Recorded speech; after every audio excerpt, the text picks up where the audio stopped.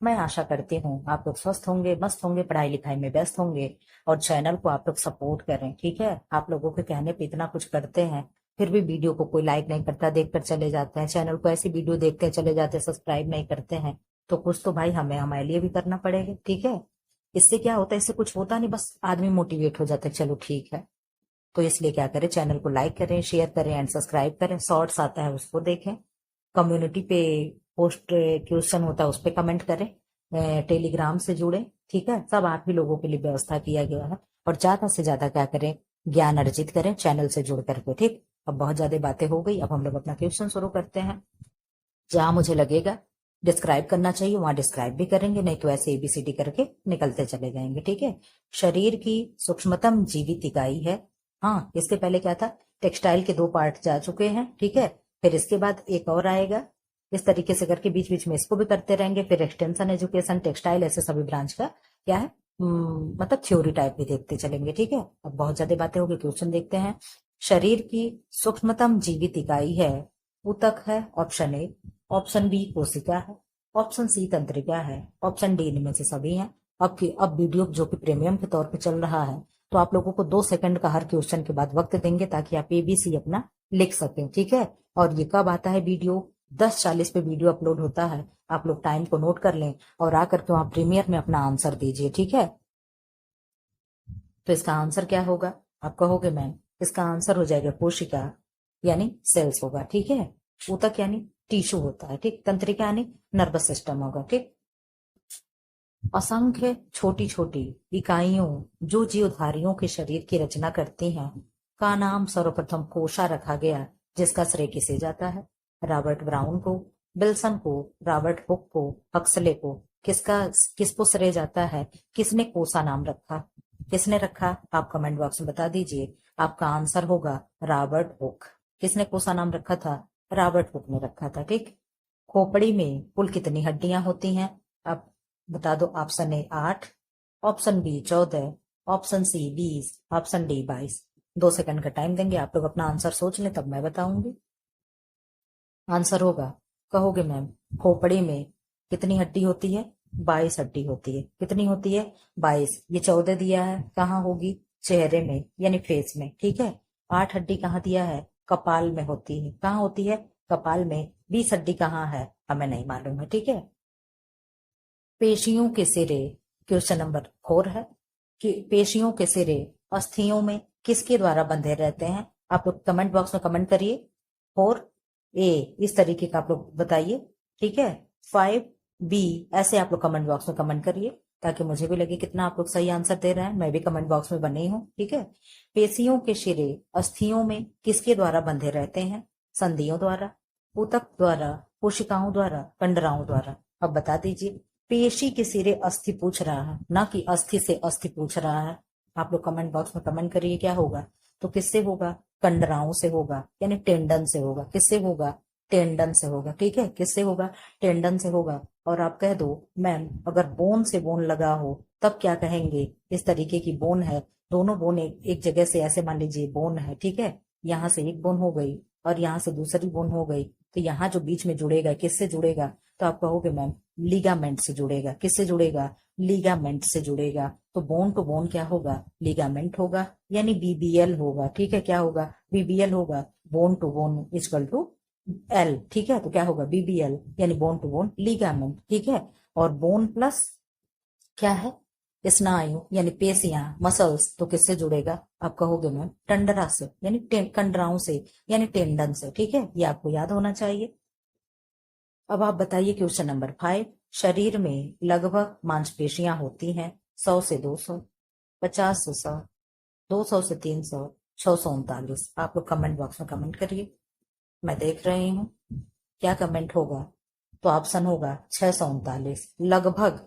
अगर लगभग में आंसर दें, ठीक है, तो हमारे शरीर में कितनी मांसपेशियां होती हैं, तो लगभग 600 प्लस होती है। ठीक है, मतलब जब भी आप आंसर दोगे तो 600 के ऊपर ही दोगे, मोर देन 600 होगा, न कि लेस देन 600। ठीक है, 600 से कम नहीं होगा, अधिक ही होगा। ठीक है, हमारे शरीर से, हमारे शरीर में मुंह से लेकर मल द्वार तक के मार्ग को कहते हैं, क्या कहते हैं, आमाशय कहते हैं, आंतें कहते हैं, आहारनाल कहते हैं, पाचन तंत्र कहते हैं।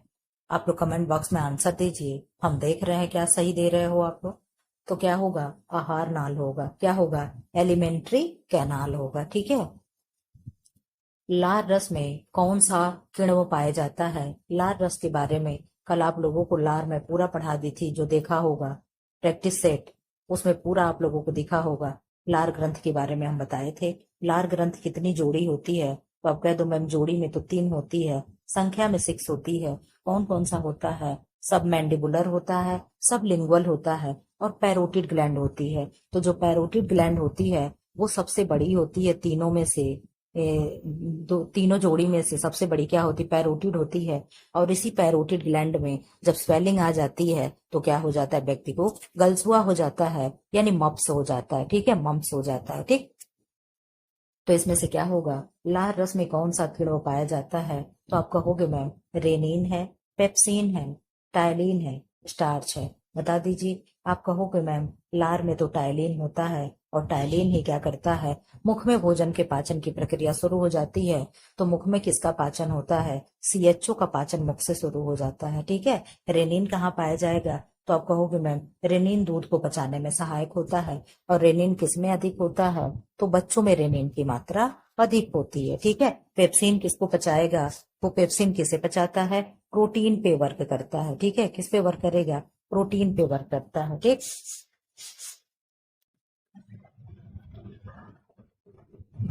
आईसीएमआर द्वारा विद्यालय बच्चों के लिए कैलोरी है। ऑप्शन ए 1200 से 2100 किलो कैलोरी, ऑप्शन बी 1500 से 1600 किलो कैलोरी, ऑप्शन सी 1800 से 2100 किलो कैलोरी, डी कोई नहीं। आप लोग कमेंट बॉक्स में अपना आंसर दीजिए। मैं 2 सेकंड का टाइम देती हूँ। कमेंट बॉक्स में मैं देख रही हूँ आप क्या आंसर दे रहे हो। तो क्या होगा, 8 का 1800 से 2100 किलो कैलोरी उसका आंसर होगा। ठीक है। शैशवावस्था जन्म से 2 सप्ताह तक चलती है। शैशवावस्था कब से कब तक चलता है? तो 0 से 2 वीक तक चलता है। और उसके बाद बचपनावस्था प्रारंभ हो जाती है, जो 2 वर्ष तक चलती है।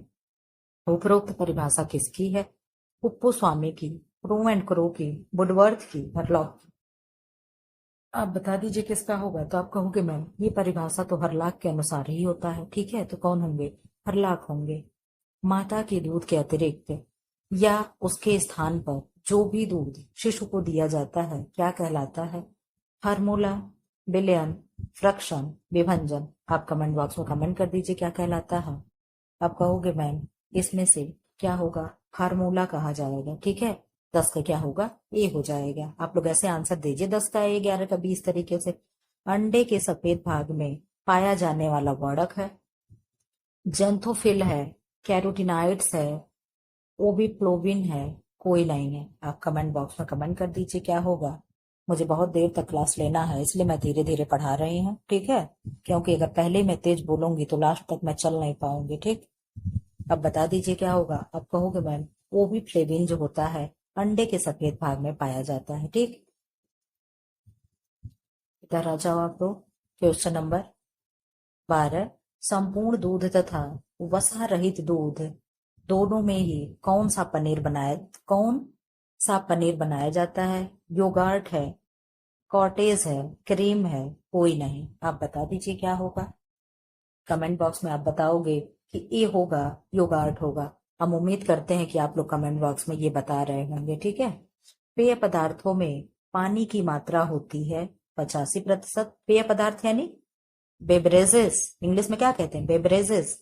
ठीक है, ऑप्शन बी हो गया 88%। जितने भी प्रकार के बेवरेजेस होते हैं, कॉफी हो गया, चाय हो गया, कोको हो गया, शराब हो गया, वाटर हो गया, मिल्क हो गया। ठीक है, सब पे वीडियो बना चुके हैं।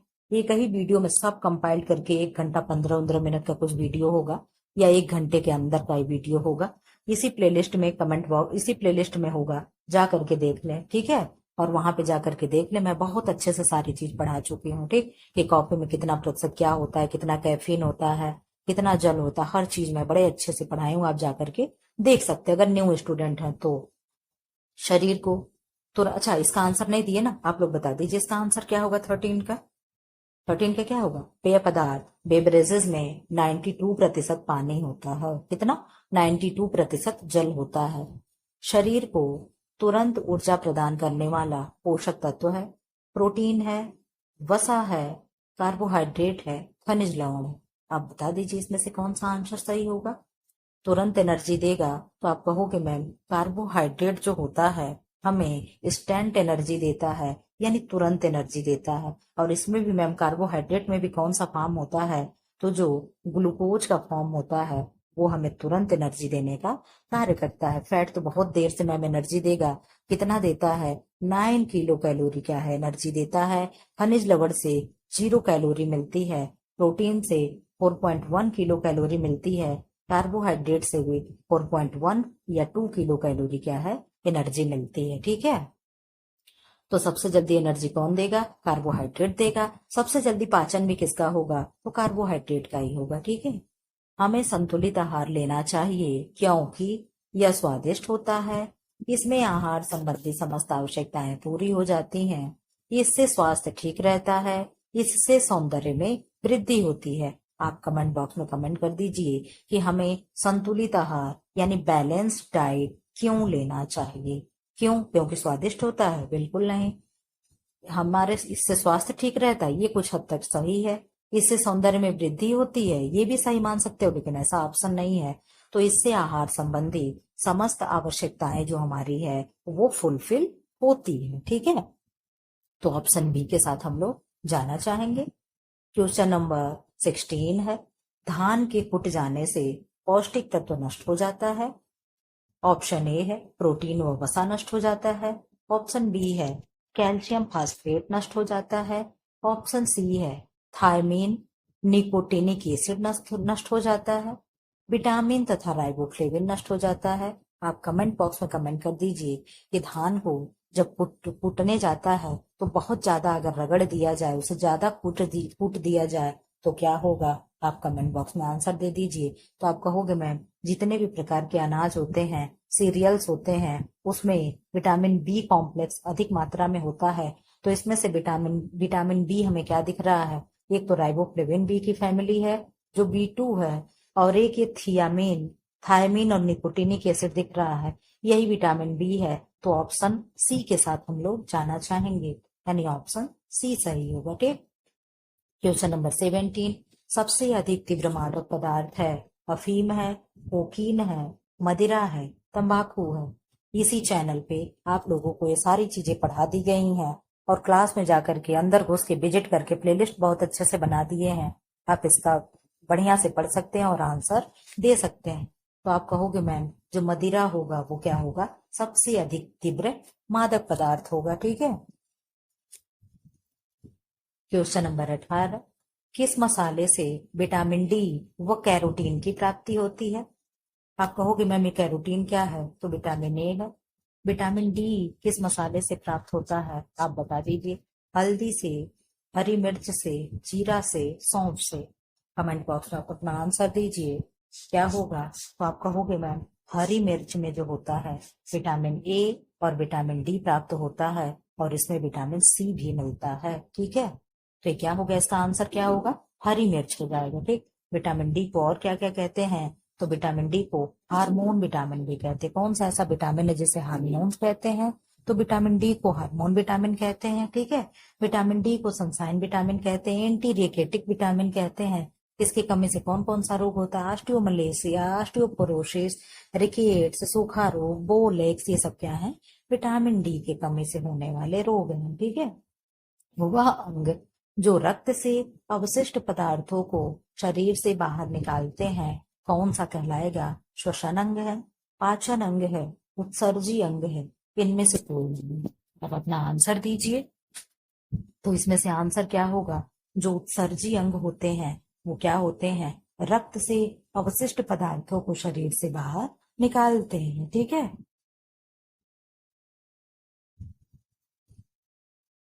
श्वेत रक्त कणिकाएं यानी WBC, व्हाइट ब्लड कार्पसल्स किस आकार की होती हैं? गोल होती है, चपटी होती है, अनियमित आकृति की होती है, बेलनाकार होती है। अब आप बता दीजिए कमेंट बॉक्स में क्या होगा। तो आप कहोगे मैम जो WBC का आकार होता है और नियमित होता है, इसका कोई आकार नहीं होता है। WBC के बारे में और भी आप लोग जानकारी ले लीजिए।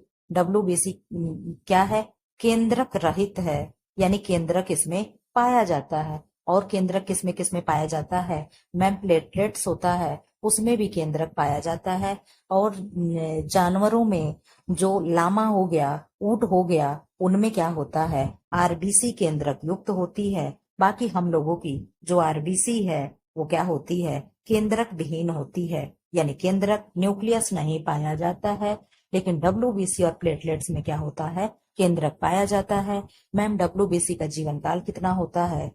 तो 2 से लेकर के 5 दिन का इनका जीवन काल होता है। RBC का जीवन काल कितना होता है? तो RBC का 100 से लेकर के 120 दिन इनका जीवन काल होता है। ये सब क्या है? ये सब एक्स्ट्रा फैक्ट्स हैं जो आप लेते चले, ठीक है। और RBC का आकार कैसा होता है? तो RBC का आकार क्या होता है? तस्तरी नुमा होता है, चपटा होता है, ठीक है। इस तरीके से प्लेट के आकार का क्या होता है? इसका आकार होता है, ठीक है। और WBC का आकार और नियमित होता है, कभी तो गोल भी हो जाएगा और कभी क्या है, उनका कोई निश्चित आकार नहीं होता है। RBC की संख्या WBC से क्या होती है? कम होती है। इनकी संख्या कितनी होती है? तो 6000 से लेकर के 10,000 तक WBC की संख्या होती है, ठीक है। और लेकिन क्या है, आकार में WBC क्या है? WBC RBC से बड़ा होता है, ठीक है। अगर ये WBC है तो ये क्या है? RBC है। लेकिन संख्या में ये कम होता है और ये संख्या में अधिक होता है, यानी WBC संख्या में कम होता है और RBC संख्या में अधिक होती है, ठीक। अब हम लोग आगे बढ़ चलते हैं। कोबाल्ट की अधिकता से लाल रक्त कणिकाएं यानी WBC की संख्या में हो जाती है। क्या पूछ रहा है? कोबाल्ट। पहले आप ये बता दो, कोबाल्ट किस विटामिन में पाया जाता है? आप कहोगे मैम विटामिन B12 में कोबाल्ट की उपस्थिति होती है। विटामिन B12 में कोबाल्ट होता है। विटामिन B12 का नाम क्या है रासायनिक?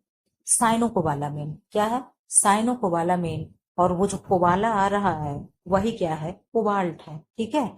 तो अगर विटामिन B12 की कमी से क्या होता है? एनीमिया होता है। मैम कौन सा एनीमिया होता है? हम तो आयरन की कमी से एनीमिया सुने थे। नहीं, तो विटामिन B12 की कमी से भी एनीमिया होता है। उस एनीमिया का नाम क्या है? परनीशियस एनीमिया है। क्या नाम है? परनीशियस एनीमिया है, ठीक है। परनीशियस एनीमिया है जिसकी वजह से होता है। तो क्या होगा? कमी होगी रक्त में, वृद्धि होगी, दोनों सभी। आप बता दीजिए क्या होगा। आप क्वेश्चन तो पकड़ ले गए होंगे मेरे डिस्क्राइब करने से। तो आप कहोगे मैम कोबाल्ट की अधिकता से RBC लाल रक्त कणिकाएं यानी WBC की संख्या। देखिए यहाँ देखिए आप लोग, हिंदी अलग दे रहा है। हिंदी में क्या है? RBC होना चाहिए, ठीक है। और इंग्लिश में क्या दे रहा है? WBC। तो ये क्वेश्चन क्या है, इसको आप लोग कंफ्यूजन में डाल सकते हो। या तो हम लोग क्या देंगे? RBC का आंसर दे सकते हैं या तो WBC का, ठीक है। लेकिन इस बुक में जो दिया है, इस बुक के हिसाब से हम लोग B के साथ जा सकते हैं, ठीक। सॉरी। 7 विटामिन D3 जिसे 7 डिहाइड्रो कोलेस्ट्रॉल भी कहते हैं, पाया जाता है पेड़ पौधों में, मछली के तेल में, अंडे में। विटामिन D जो होता है D2, D3 एंड D4 इस तरीके से करके होता है। तो D3 के बारे में पूछ रहा है, किसमें पाया जाएगा अधिक? आप बता दीजिए। तो आप कहोगे मैम मछली के तेल में क्या होता है? अधिक पाया जाता है, ठीक। वसा का रासायनिक नाम बताइए। वसा का, फैट का रासायनिक नाम क्या है? तो आप लोग बता दो क्या है। ट्राइग्लिसराइड है, ग्लिसराइड है, बिलिपिनट है, सभी है। आप बता दीजिए क्या होगा। आप कहोगे मैम ट्राइग्लिसराइड ही क्या है? वसा का नाम है, ठीक है, रासायनिक नाम है। प्रोटीन का पाचन होता है स्टमक में, डियोडोनम में, इलियम में, सभी में। अब ये इलियम क्या है और डियोडोनम क्या है? आप कहोगे मैम ये छोटी आंत के पार्ट हैं, कौन कौन है?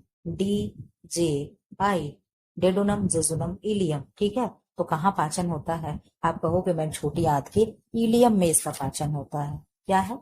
छोटी आंत के अच्छा, एक कोई अंग ना पूछ करके क्या हो जाएगा? प्रोटीन का पाचन हर जगह होता है, ठीक। स्टमक में होगा, ड्यूडेनम में होगा और इलियम में होगा। ठीक है, लेकिन अगर ये सारे ऑप्शन ना होते, केवल इलियम ऐसा होता, तो आप इलियम को सही करके आ जाते। ठीक है, रुधिर की शुद्धि किस अंग में होती है? रुधिर यानी ब्लड, ब्लड यानी रक्त, रक्त यानी खून। ठीक है, की शुद्धि किस अंग में होती है? पाचन तंत्र में होती है, फुफ्फुस में होती है, श्वास प्रणाली में होती है, हृदय में होती है। अब ये फुफ्फुस क्या हो गया? तो लंग्स हो गया। ठीक है, क्या हो गया? लंग्स हो गया। ठीक, अब आप बता दीजिए ऑप्शन क्या होगा। तो आप कहोगे मैम रक्त की शुद्धि किस अंग में होती है? तो रक्त की शुद्धि जो होगी वो कहाँ होती है?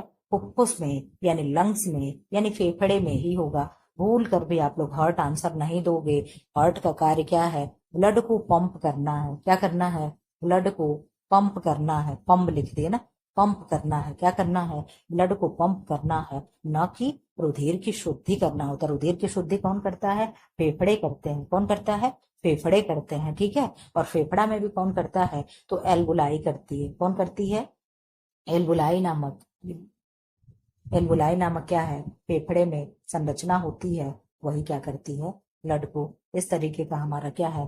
फेफड़ा होता है, कुछ बड़ा ही हो गया। ठीक है, तो इसमें क्या है? ऐसे अंगूर के गुच्छे की जैसी संरचना होती है, और यही संरचना क्या है? यही जो अंगूर के गुच्छे जैसी संरचना है, यही क्या है? एल्बुलाई होती है। ठीक, क्या है? एल्बुलाई है। और यही पीछे हार्ट होता है फेफड़े के, और वहां से लेकर के आता है। और इसकी दीवार क्या होती? पतली होती है, और यहाँ से ब्लड क्या करता है? ब्लड में ये ऑक्सीजन दे देता है, और उसका CO2 क्या करता है? अपने पास रख लेता है। ठीक है, यही प्रक्रिया से ब्लड क्या होता है? शुद्ध होता है। और ये क्या है? ये श्वास नली है, इसमें ऐसे सी आकार का छल्ला बना होता है। प्रश्न बनता है कि सी आकार का छल्ला किस अंग में पाया जाता है? तो आप कहोगे श्वास नली में मिलती है। कहाँ मिलती है? श्वास नली में। ठीक, एक ऐसा विशेष प्रकार का श्वसन जिसमें बच्चे की गतियां अधिक बढ़ जाती हैं, क्या कही जाएंगी? बच्चे यानी चेस्ट। ठीक है, क्या है? चेस्ट यानी सीना। ठीक, प्रश्वसन है, निःश्वसन है, स्वस्थ श्वसन है, प्रयोदित श्वसन है। प्रश्वसन और निःश्वसन, प्रश्वसन मतलब बाहर सांस लिया गया, निःश्वसन मतलब अंदर लिया गया। ठीक है, अब आप बता दीजिए इसमें से आंसर क्या होगा। आप कहोगे मैम 26 का ऑप्शन होगा प्रायोदित श्वसन। क्या होगा? प्रायोदित श्वसन। श्वसन की संपूर्ण क्रिया में लगभग कितना समय लगता है? संपूर्ण क्रिया मतलब एक बार हम सांस को अंदर खींचे और फिर बाहर छोड़े। ठीक है, इस तरीके की प्रक्रिया जो एक सर्कल पूरी हो रही है, उसको क्या कहेंगे? कितने मिनट में कंप्लीट होगा? 2 मिनट, 1 मिनट, 2 सेकंड, 4 सेकंड। आप बता दीजिए कितना होगा। तो आप कहोगे मैम ये पूरी प्रक्रिया 4 सेकंड में कंप्लीट होती है।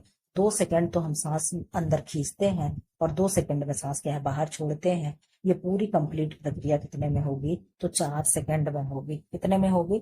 4 सेकंड में कंप्लीट होगी। लेकिन इस बुक में तो 2 सेकंड दे रहा है। हम जिस बुक में पढ़ाते हैं बच्चों को, जो क्लास 10th का बुक है, ठीक है, उसमें 4 सेकंड देता है। ठीक है, उसमें 4 सेकंड ही दिया गया है। और वही आधार के तौर पे हम लोग पेश भी कर सकते हैं। अगर कहीं कोई दिक्कत होती है आयोग को, तो आप लोग इस क्वेश्चन को अपने हिसाब से आंसर लगाइएगा। ठीक है, हमारे हिसाब से 4 सेकंड होगा। आप लोग भी कहीं चेक करके मुझे रीचेक करके कमेंट बॉक्स में कमेंट कर दीजिएगा। कोई कमेंट तो करता नहीं है, केवल सूर्या जी एक जिम्मेदारी ले रखी है कमेंट करने का। एक प्रिया है, काजल है, ये लोग भी थोड़ा बहुत कमेंट कर देते हैं। ठीक, तो आप लोग कमेंट बॉक्स में कमेंट करके क्वेश्चन नंबर 27 का मुझे जरूर रीचेक करके बताइएगा कि मैम क्या होगा, 4 सेकंड होगा कि 2 सेकंड होगा। ठीक, न्यूरॉन क्या है? यह एक प्रकार की तंत्रिका है। तंत्रिका कोशिका में पाया जाने वाला द्रव्य पदार्थ है। यह सूत्रों सहित तंत्रिका कोशिका है। पतले धागों का एक जाल है। अब बता दीजिए क्या है न्यूरॉन। तो आप कहोगे मैम यह सूत्रों सहित तंत्रिका कोशिका है। क्या है? यह सूत्रों सहित तंत्रिका कोशिका है। ठीक, मस्तिष्क की तीनों झिल्लियों को संयुक्त रूप से क्या कहते हैं? संयुग्मन कहते हैं, फीसर कहते हैं, मेनिंडीज कहते हैं, माइलिन कहते हैं, माइलिन सीट। ठीक है, क्या कहेंगे? तो आप कहोगे मैम मस्तिष्क में ही मेनिंजाइटिस रोग जो होता है, मस्तिष्क में इन्हीं झिल्लियों में जब स्वेलिंग हो जाती है तो व्यक्ति को क्या हो जाता है? मेनिंजाइटिस नामक रोग हो जाता है। और क्या होगा? इन तीनों झिल्लियों को संयुक्त रूप से हम मेनिंडीज कहते हैं। ठीक है, रंगों की सही पहचान न कर पाने के दोष को क्या कहते हैं? वर्णांधता कहते हैं, दूर दृष्टि दोष कहते हैं, निकट दृष्टि दोष कहते हैं, इनमें से कोई नहीं कहते हैं। तो आप कहोगे मैम दूर दृष्टि दोष जो होता है उसमें व्यक्ति को दूर का तो दिखता है लेकिन निकट की चीजें नहीं दिखती है। निकट दृष्टि दोष में निकट की चीजें तो दिखती हैं लेकिन दूर की चीजें क्या है, नहीं दिखती हैं। ठीक है, दूर की चीजें नहीं दिखती हैं। इसके नाम के रिवर्स चीजें चलता है। अगर निकट दृष्टि दोष दिया है तो निकट की चीजें क्या है, दिखती है, लेकिन दृष्टि दोष दिया है तो दूर की चीजें दिखेंगी, निकट की चीजें नहीं दिखेंगी। सेम उल्टा होता है, आप पकड़ कर चलिएगा, कभी भी क्वेश्चन गलत नहीं होगा। और इसका आंसर क्या हो जाएगा, तो इसका आंसर होगा वर्ड अंधता। वर्ड मतलब कलर हो गया और अंधता मतलब अंधा, यानी कलर को ना पहचानने वाला क्या हो गया, वर्णांधता होगा।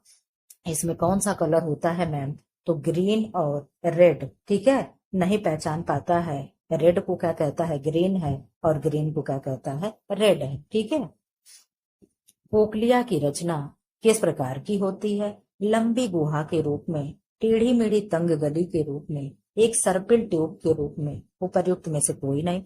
पहली बात तो आपको बता दीजिए ये कोकलिया किस अंग में पाई जाती है। ये क्वेश्चन मैं कम्युनिटी बॉक्स पे पोस्ट की थी, बहुत से लोग क्या है उत्तर गलत दिए हैं।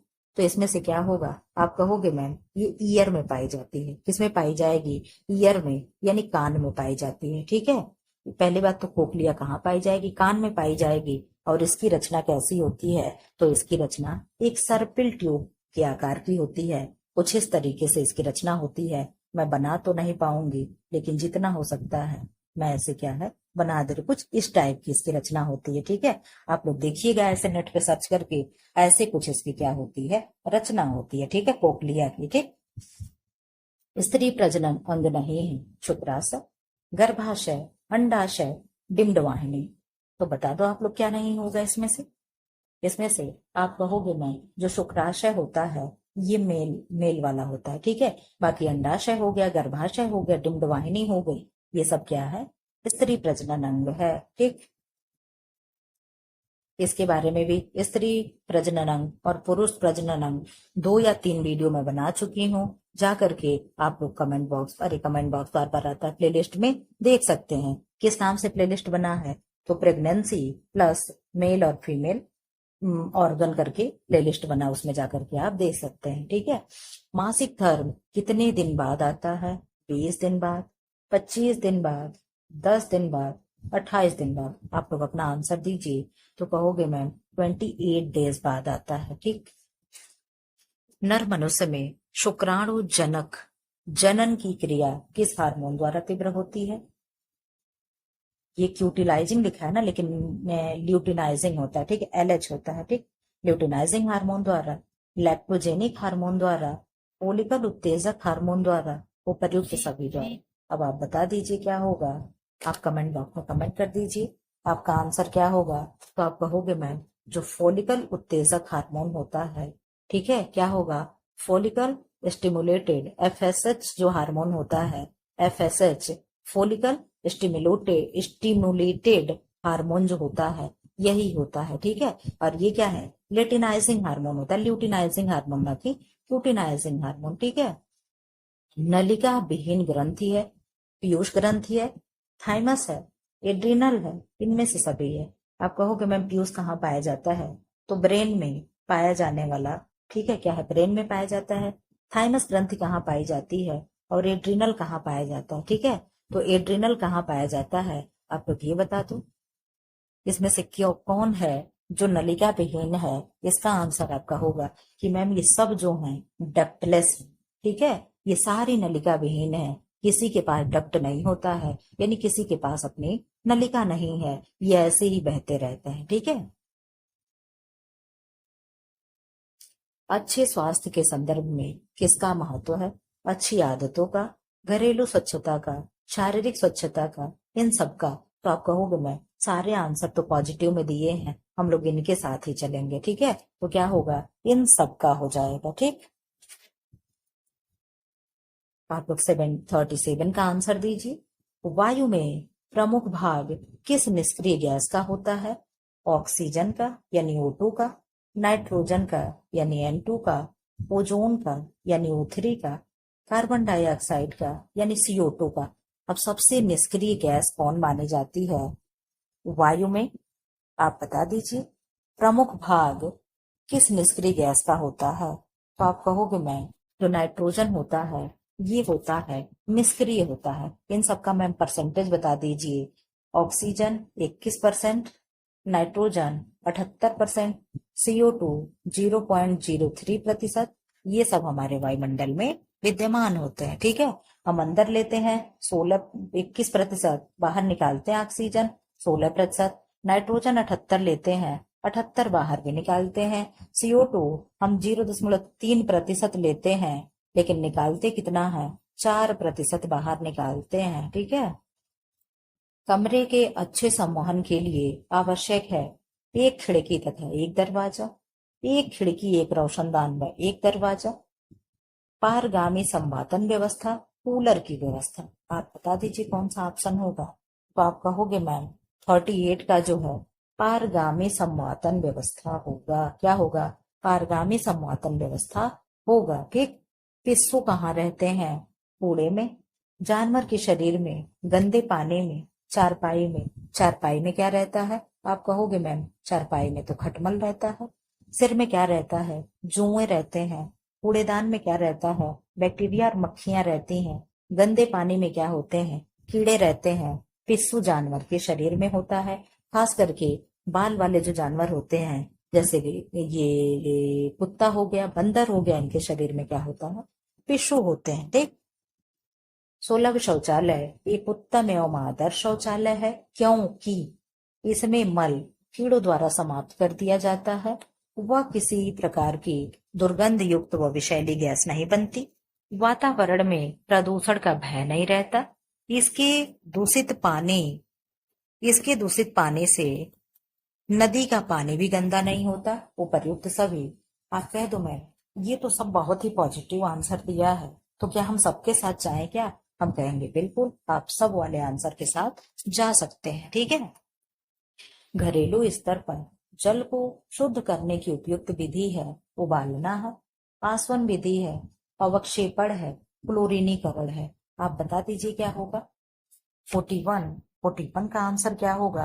आप कहोगे मैम जो घरेलू स्तर पे बात कर रहा है, तो घरेलू स्तर पर तो हम बॉयलिंग के द्वारा ही क्या करते हैं, जल को शुद्ध करते हैं। ठीक है, अशुद्ध जल के माध्यम से कौन सा रोग हो सकता है।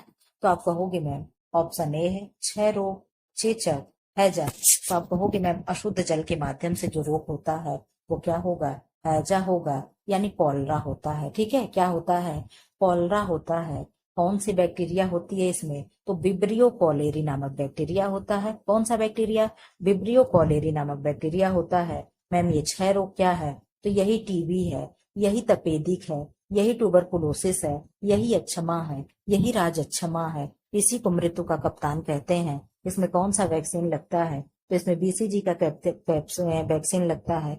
बीसीजी क्या है मैम, बैसिलस कैलमेट ग्यूरेन है। कब लगता है, जन्म के 24 घंटे के अंदर लगता है। ठीक है, बच्चे के जन्म के बाद लगने वाला प्रथम टीका यही होता है। ठीक, चेचक क्या है, वायरस जनित रोग क्या होता है, चेचक। ठीक है, अब इधर आ जाओ आप लोग। 43 क्वेश्चन, जन स्वास्थ्य शिक्षा के सक्रिय संगठन है केंद्रीय स्वास्थ्य मंत्रालय, राज्य स्वास्थ्य विभाग, राज्य स्वास्थ्य विभाग तथा स्थानीय निकाय। उपर्युक्त सभी आप कमेंट बॉक्स में आंसर दीजिए। तब तक मैं, अच्छा नहीं 50 क्वेश्चन हो जाएगा तब मैं पानी पीऊंगी, आप लोग भी पानी पी लीजिएगा और बता दीजिए इसका आंसर क्या हो जाएगा। तो आप कहोगे मैम सब है, क्या है, उपर्युक्त सभी है। इधर क्वेश्चन थोड़े ब्लर हैं, लेकिन मैं बोल रही हूँ, आप लोग आंसर जरूर दीजिए। भूमिगत जल में ऐसा कौन सा लक्षण पाया जाता है जो कि बहुत से चर्म रोगों को दूर करता है। कैल्शियम है, लोहा है, गंधक है, सोडियम है। तो आप कहोगे मैम कैल्शियम कहाँ कहाँ वर्क करता है, तो दांत और हड्डियों के मजबूती के लिए कैल्शियम होता है। आयरन क्या होता है, तो आयरन की कमी से एनीमिया नामक रोग होता है। पालक हो गया, खजूर हो गया, गुड़ हो गया, अनार हो गया, जितनी भी डार्क चीजें होती हैं उसमें आयरन पाया जाता है। और सोडियम है, तो मैम सोडियम क्या है, नमक में पाया जाता है। सोडियम वर्जित डाइट किसको देते हैं, तो जो बीपी के पेशेंट होते हैं उनको हम क्या देते हैं, लो सोडियम डाइट प्रेफर करते हैं, ठीक है। किडनी के पेशेंट को भी लो सोडियम डाइट, लो प्रोटीन डाइट, ये सारी चीजें हम उनको भी डाइट में करते हैं। लेकिन मैम इस प्रश्न का उत्तर होगा गंधक होगा, ठीक है। कैसा होगा? गंधक युक्त जल से क्या होता है? चर्म रोग दूर होता है, ठीक है। ऐसा कुआं कहाँ पे है? तो इस टाइप का कुआं उत्तराखंड में है। कहाँ है? उत्तराखंड में है। जिसको स्किन प्रॉब्लम हो वहां पे जाकर के झील में नहा सकता है और अपने चर्म रोग को दूर कर सकता है। रोग वाहक किसे कहते हैं? जो रोगी होते हैं तथा जिसमें रोग के लक्षण दिखाई देते हैं। ऑप्शन बी है जिनमें रोगाणु नहीं होते अर्थात वह स्वस्थ होते हैं। वे रोगी जो लक्षण नहीं प्रकट करते हैं परंतु स्वस्थ व्यक्ति को संक्रमित कर सकते हैं। उपर्युक्त में से कोई नहीं। आप अपना आंसर दीजिए क्या होगा। तो इसका आंसर बहुत ही क्लियर है कि मैम वे रोगी जो लक्षण तो नहीं दिखाते बट दूसरे व्यक्ति को संक्रमित कर सकते हैं, ठीक है। जल तथा भोजन किस जीव के कारण अधिकतर संक्रमित होते हैं? पिस्सू के, मक्खी से, मच्छर से, चूहे से। अब बता दो जल तथा भोजन जो किस जीव के कारण अत्यधिक संक्रमित होते हैं? तो किसकी वजह से होंगे? तो आप कहोगे मैम मक्खी जो हो ये अधिक गंदा करेगी। कौन करेगा? मक्खी जो है ये इसे संक्रमित कर देगी। उद्यान लगाने का प्रमुख उद्देश्य क्या है? उद्यान मतलब बाग हो गया, ठीक है, पेड़ पौधे हो गए, गार्डन हो गया, ताकि मित्र रिश्तेदार मिलने आ सके, हम अपने माँ बाप की डांट से थोड़ी देर मुक्ति प्राप्त कर सकें। यही होगा क्या ऑप्शन? जनता को शुद्ध वायुयुक्त शांति प्रिय स्थान मिले ताकि वह स्वस्थ रहे। उपर्युक्त में से कोई नहीं। आप बता दीजिए क्या होगा। हमारे हिसाब से तो आंसर बी हो रहा है, ठीक है। आप लोग अपना बता दीजिए। आप कहोगे मैम मजाक मत करिए, ऑप्शन सी होगा, ठीक है। क्या होगा? ऑप्शन सी होगा। पार्क वगैरह में जाइए, कितना अच्छा शांति मिलता है। मतलब आजकल तो पार्क में शांति नहीं है, लेकिन किसी ऐसे जगह पे जाइए जहां पे आपको बहुत ही सुकून मिले, एकदम ठंडी ठंडी हवा मिले, पेड़ पौधे हो, शांति हो, ठीक है। 48 का क्वेश्चन क्या है? प्राथमिक स्वरूप केंद्र की अवधारणा को प्रस्तुत करना। कोर कमेटी, योजना आयोग, मुदालियर कमेटी, केंद्रीय स्वास्थ्य परिषद, 1953। आप बता दीजिए क्या होगा। तो प्राथमिक स्वरूप की अवधारणा यानी प्राथमिक केंद्र की अवधारणा किसने की थी? तो आप कहोगे मैम ये तो क्वेश्चन रिपीट है और कई बार हम लोग देख चुके हैं। घोर कमेटी की अनुशंसा पे किया गया था, ठीक है। ग्रामीण क्षेत्रों में प्रसूति एवं बाल स्वास्थ्य सेवाएं दी जाती है। प्राथमिक चिकित्सा केंद्रों पर जिला अधिकारी, जिला विकास अधिकारी द्वारा, ग्राम पंचायतों द्वारा, स्वास्थ्य कार्यकर्ता द्वारा, किसके द्वारा दिया जाता है? आप बता दीजिए। तो आप कहोगे मैम इसका आंसर होगा पीएचसी होगा, प्राइमरी चिकित्सा सेंटर, ठीक है, यहाँ होगा, ठीक। अब इधर आ जाओ आप लोग, क्वेश्चन नंबर 50। अब यहाँ आप ब्रेक लोगे, मैं भी पानी पीऊंगी, आप भी पानी पियोगे, फिर नेक्स्ट क्वेश्चन शुरू होगा। प्रत्येक गर्भवती स्त्री को प्रथम 7 माह में स्वास्थ्य केंद्र में परीक्षण कराना चाहिए। प्रति सप्ताह, 1 माह में 2 बार, माह में 1 बार, माह में 3 बार। आप बता दीजिए कितना, जब 7वां मंथ चल रहा हो तो कितने बार हमें डॉक्टर के पास जाना चाहिए? 1 माह में 1 बार हमें डॉक्टर के पास जाना चाहिए, ठीक है। अब इधर आ जाओ आप लोग, 51 का क्वेश्चन है और यहाँ क्या है, थोड़ी देर होल्ड रहेगा। आप लोग पानी पी लो, मैं भी पानी पी लूं, ठीक। ब्रेक टाइम खत्म हो गया, आप लोग पानी पी चुके होंगे। अब यहाँ से 51 का क्वेश्चन है। स्टार्च की मात्रा सबसे अधिक किसमें पाई जाती है? जड़ वाली सब्जी में, तने वाली सब्जी में, पौधों में, बीजों में। अब आप बता दो किसमें पाई जाएगी, किसमें सबसे अधिक सी स्टार्च यानी कार्बोहाइड्रेट पाया जाएगा? तो आप कहोगे जड़ वाली सब्जी में, ठीक है। बोस्टल विद्यालय में कितने वर्ष तक के अपराधी रखे जाते हैं? 16 से 21, 18 से 21, 12 से 15, 12 से 15 और 15 से 17 वर्ष के अपराधी रखे जाते हैं। आप बता दीजिए। तो आप कहोगे मैम 16 से 21 वर्ष तक के अपराधी रखे जाते हैं। भारत में कितने वर्ष तक के बालक के अपराध को बाल अपराध की श्रेणी में रखा जाता है? 16 से 21 वर्ष, 14 से 18 वर्ष, 15 से 17 वर्ष, 14 से 16 वर्ष। आप बता दीजिए। तो आप कहोगे मैम 53 का बी होगा यानी 14 से 18 वर्ष तक के बालक बालक आदि कहे जाते हैं। ठीक है। बालक का जिद्दी होना निम्नलिखित समस्यात्मक बालक कहलाता है। संवेगात्मक समस्यात्मक बालक, अनुशासन विहीन समस्यात्मक बालक, दोनों, ये सभी। आप बता दीजिए क्या हो जाएगा। तो आप कहोगे मैम दोनों हो जाएगा, यानी संवेगात्मक समस्यात्मक बालक और अनुशासन विहीन समस्यात्मक बालक, दोनों बालक हो जाता है। विकलांग बालकों में किस प्रकार की भावना मिलती है? अति आत्मविश्वास, आत्महीनता, आत्मदैन्य, कोई नहीं। तो आप कहोगे मैम अति आत्मदैन्य विश्वास रहता तो ऐसी बात होती ही नहीं। ठीक है। उनमें क्या होगा? आत्मदैन्य होगा। क्या होगा? आत्मदैन्य होगा, यानी ऑप्शन सी होगा। ठीक। मिनेसोटा मल्टीफेजिक पर्सनालिटी इन्वेंट्री MMPI है। व्यवहार तालिका, व्यक्तित्व तालिका, वातावरण, सभी। आप बता दीजिए क्या आंसर होगा। तो आप कहोगे व्यक्तित्व क्या है? तालिका है। ठीक। व्यक्ति खेल के अंतर्गत निम्नलिखित आते हैं। ध्वंसात्मक खेल, रचनात्मक खेल, प्रेरणात्मक खेल, सभी। बता दो आपको कमेंट बॉक्स में। तो आप कहोगे मैम 57 का डी होगा, ये सभी हो जाएगा। ठीक। वे अपमार्जक जो जल को प्रदूषित करने का काम करते हैं, अमोनिया, साइनाइड्स, क्लोरीन, फिटकरी, उपर्युक्त में से कोई नहीं। आप बता दीजिए आंसर क्या होगा। आप कहे तो मैम क्लोरीन और फिटकरी को डाल करके हम जल को प्योरीफायर करते हैं, शुद्ध करते हैं, तो अमोनिया और साइनाइड्स जो होगा ये इसका आंसर हो जाएगा। ठीक है। इसका आंसर क्या हो जाएगा? अमोनिया और साइनाइड्स हो जाएगा। ठीक। गर्भवती स्त्री की देखभाल का प्रमुख उद्देश्य क्या है? गर्भकालीन अवस्था के दौरान होने वाली समस्याओं का निदान, गर्भवती के स्वास्थ्य की देखभाल करना, गर्भस्थ शिशु का स्वस्थ विकास, उपर्युक्त सभी। आप कमेंट बॉक्स में कमेंट कर दीजिए क्या होगा। आप कहोगे मैम सारे ऑप्शन सही दिख रहे हैं, इसलिए हम लोग डी के साथ जा सकते हैं। ठीक है। अब इसका कमेंट बॉक्स में आंसर दीजिए। ये गर्भवती स्त्री को कितनी अतिरिक्त कैलोरी की आवश्यकता होती है? 100 किलो कैलोरी, 300 कैलोरी, 200 कैलोरी और 400 कैलोरी। कितनी अतिरिक्त कैलोरी की आवश्यकता होती है? तो आप कहोगे मैम 300 अतिरिक्त कैलोरी की आवश्यकता होती है। ठीक है। अब 61 क्वेश्चन पे आ जाओ आप लोग। नाल छेदन के समय गर्भनाल को शिशु की नाभि से कितने इंच की दूरी पर बांधना चाहिए? बांधना और काटना दोनों दो प्रश्न आता है। अभी आप लोगों को एक्सप्लेन कर रहे हैं, पहले इसका आंसर बताइए।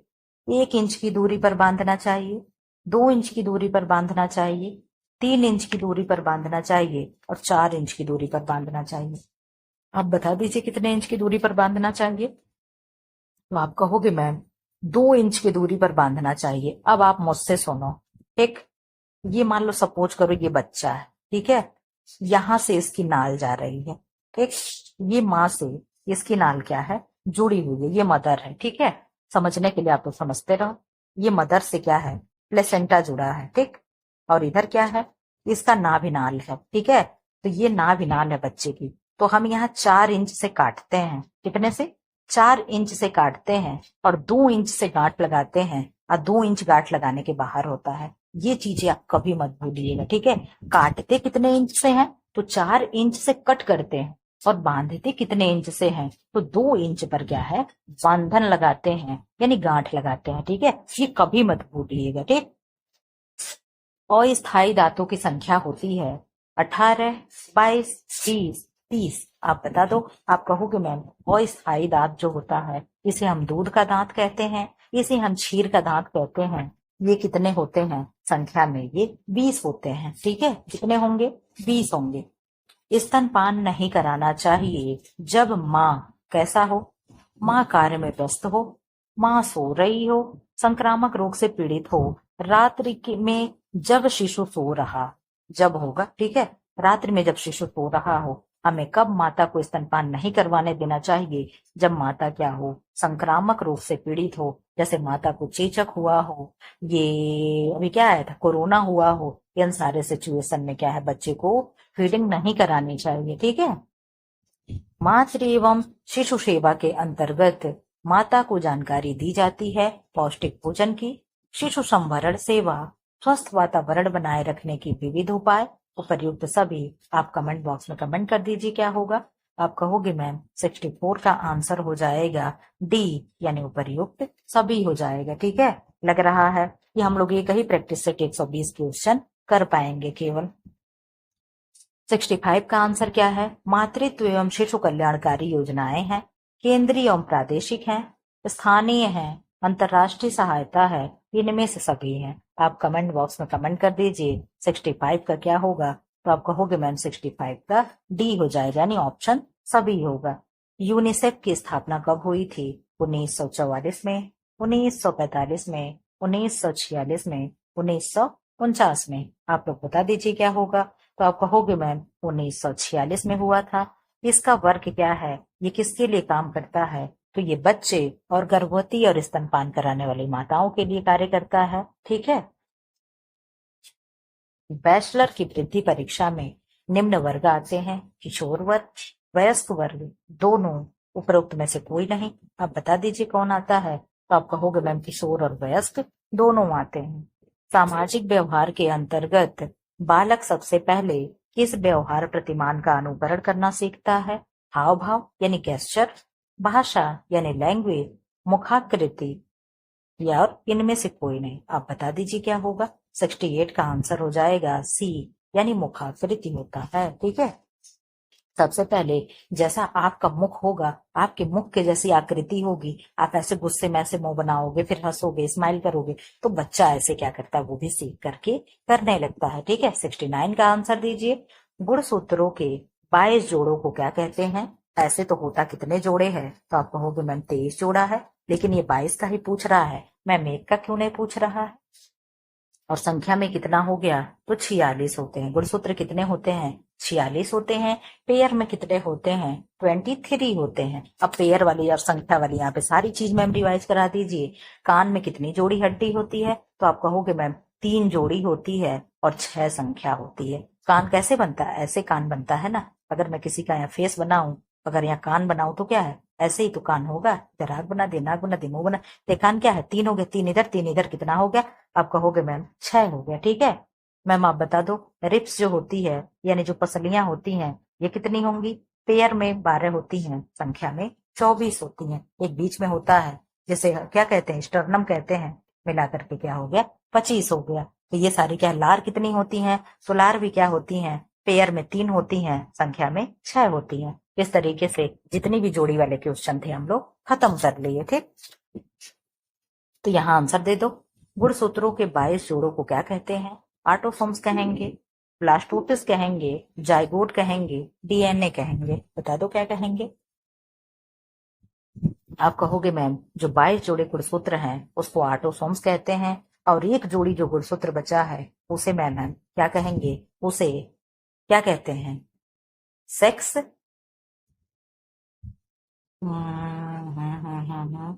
उसे पता नहीं क्या कहते हैं, ऑटोसोम्स। तो ये हो गया। आप लोग कमेंट बॉक्स में करिएगा, मुझे अभी याद नहीं आ रहा। ठीक है। यौनावस्था को विभाजित किया गया है 2 अवस्थाओं में, 3 अवस्थाओं में, 4 अवस्थाओं में, 5 अवस्थाओं में।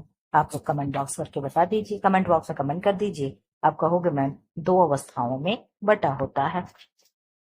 मानव शरीर में सबसे लंबी अस्थि होती है, प्रगंडास्थि होती है, जंघास्थि होती है, अंतजंघिका होती है, बहिर्जंघिका होती है। आप बता दीजिए क्या होगा। तो आप कहोगे मैम जिसमें से आंसर होगा जंघास्थि होगा, यानी जांघ की जो अस्थि होती है क्या होती है? फीमर होती है। ये क्या होती है? सबसे बड़ी होती है। और सबसे छोटी मैम क्या होती है?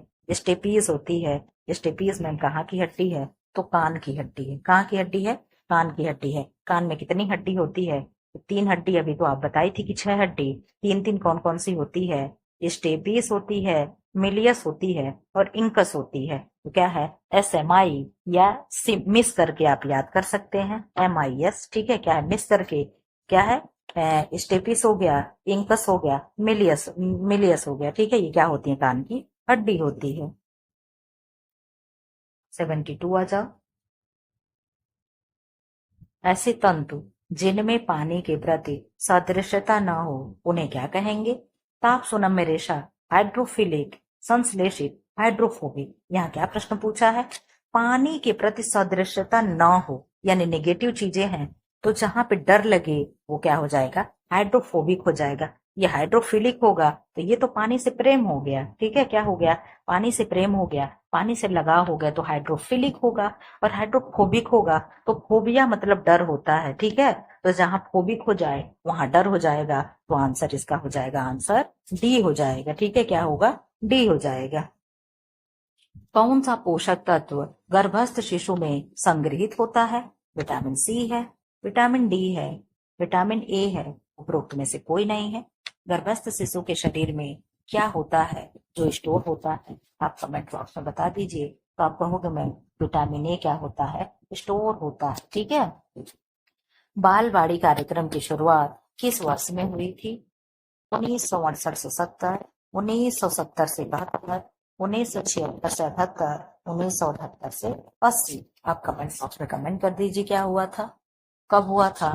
तो आप कहोगे मैम कितना, कब हुआ था, 1970 से 1971 में हुआ था। यूनिसेफ कार्य करती है वयस्क और महिलाओं के लिए, बच्चों और वृक्षों के लिए, महिलाओं और मरीजों के लिए, बच्चों और महिलाओं के लिए। अभी आप लोगों को बताए थे कि यूनिसेफ कब कार्य करता है, किसके लिए, बच्चों और महिलाओं के लिए। इसका फुल फॉर्म क्या हो गया, यूनाइटेड नेशंस, और क्या है, इमरजेंसी चिल्ड्रेन, नहीं इमरजेंसी तो यहाँ हो गया, ये क्या होगा, international children emergency fund, United nation international children emergency fund, ठीक है, ये बच्चों और महिलाओं के लिए कार्य करता है। जापानी पुष्प सज्जा में इकेबाना में सबसे बड़ी टहनी किसकी द्योतक होती है, स्वर्ग की, मनुष्य की, पृथ्वी की, इनमें से सब कोई की नहीं। आप बता दो क्या होती है, सिन सो हाइकी, यही होती है ना, क्या होती है, सिन सो हाइकी, ठीक। एक सबसे ऊपर गया, एक इधर गया, एक इधर मुड़ जाती है, यही तीन होती है। तो जो सबसे ऊपर की टहनी होती है ये किसकी द्योतक होती है, आप कहोगे मैम जो सबसे ऊपर होती है वो स्वर्ग को जाती है, किधर जाती है, स्वर्ग की। जो इधर नीचे आई होती है वो किसको जाती है, तो ये पृथ्वी को जाती है, और जो इधर जाती है वो मनुष्य को जाती है, ठीक है, मनुष्य को प्रेरित करती है। तो आप कहोगे मैम सबसे बड़ी टहनी पूछ रहा है, तो सबसे बड़ी टहनी क्या हो जाएगी, स्वर्ग की जाएगी, ठीक है। सबसे बड़ी टहनी है, एक 45 डिग्री के एंगल पे होता है, एक 75 डिग्री एंगल पे होता है। आप बता दीजिए इसमें से क्या होगा। तो आप कहोगे मैम सिन सो हाइकी जो है, तो जो सिन सो हाइकी, तो सो आप कौन करता है, मनुष्य करता है, ठीक है, तो सो किसके लिए जाएगा, मनुष्य के लिए जाएगा, लेकिन इसका आंसर क्या हो जाएगा, स्वर्ग हो जाएगा, ठीक है। त्रिआयामी शिक्षण सामग्री का उदाहरण है कंप्यूटर और टेलीविजन, चार्ट और रेखा चित्र, प्रतिरूप और वस्तुएं, फ्लालेन बोर्ड एवं मैग्नेटिक बोर्ड। आप इसका आंसर दे दीजिए क्या हो जाएगा। तो आप कहोगे मैम प्रतिरूप और वस्तुएं इसका आंसर होगा, ठीक है। आप लोग कमेंट बॉक्स में कमेंट करते रहे अपने प्रश्न का, मैं देख रही हूँ, ठीक है। वीडियो को लाइक कर दे देखना छोड़ करके, और अपने जहां भी ग्रुप में जुड़े हो क्या हो, क्लास को शेयर करें ताकि अधिक से अधिक लोग जुटे, मैं मोटिवेट हूँ, तभी मैं इस तरीके के क्वेश्चन मैं डेली ला करके आप लोग का रिवाइज कराते रहूंगी। बीच बीच में मैं क्या है डिस्क्राइब क्वेश्चन भी लाया करूंगी, ठीक। अब क्लास को से शुरू करते हैं।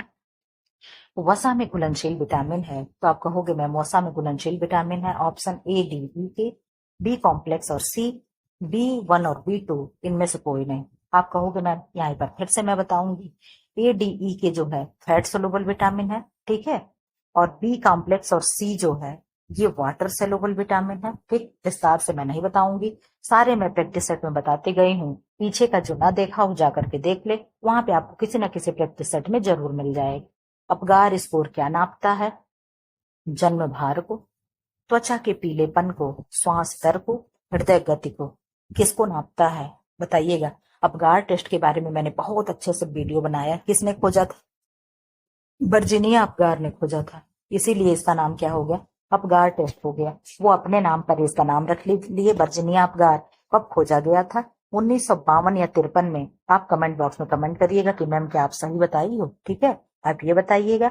और अपगार का फुल फॉर्म क्या होता है, अपीयरेंस, ठीक, और क्या है पल्स, और जर्मिनेशन, और आर से क्या है रेस्पायरेशन, ठीक है। क्या हुआ अपगार, एक बीच में ए छूट रहा है, ए का मतलब क्या होगा आप लोग बताइएगा, ठीक है। तो यहाँ क्या होगा आंसर, मैम आंसर तो बता दो। इसका आंसर होगा जन्म भार होता है। ठीक है, कितने से कितना स्कोर होता है, 0 से 7 स्कोर होता है, और कितना होता है 7 से 10 होता है। कौन सा बेस्ट होता है आप लोग बताइएगा। मैं बहुत अच्छे से अपगार करा चुकी हूँ, जो ना देखा हो जाकर के देख ले। उसमें अपगार है, ओमेगा से क्वेश्चन है, फैटी एसिड है, ये सारे मैं टॉपिक लिख करके मैं उसे करा चुकी हूँ। इसी प्ले वीडियो इसी चैनल पे है, प्लेलिस्ट में है, जाकर के खोज लीजिए। ठीक है, किसी व्यक्ति का बॉडी का मास इंडेक्स, जिसे बीएमआई कहते हैं, क्या दर्शाता है कि वह बीमार है, वह मोटा है, वह कुपोषित है, उसकी लंबाई व वजन सही अनुपात में है कि नहीं। इसीलिए क्या होता है, बीएमआई होता है। मैम ऐसे ये बीएमआर होता है। ये क्या है, बेसल मेटाबॉलिक रेट होता है। ठीक है, उसका फुल फॉर्म है वह अंग जिसके द्वारा माता से भ्रूण को पोषण पहुंचता है, मैम क्या कहलाएगा। गर्भनाल है, ओवम है, गर्भाशय है, फैलोपियन ट्यूब है।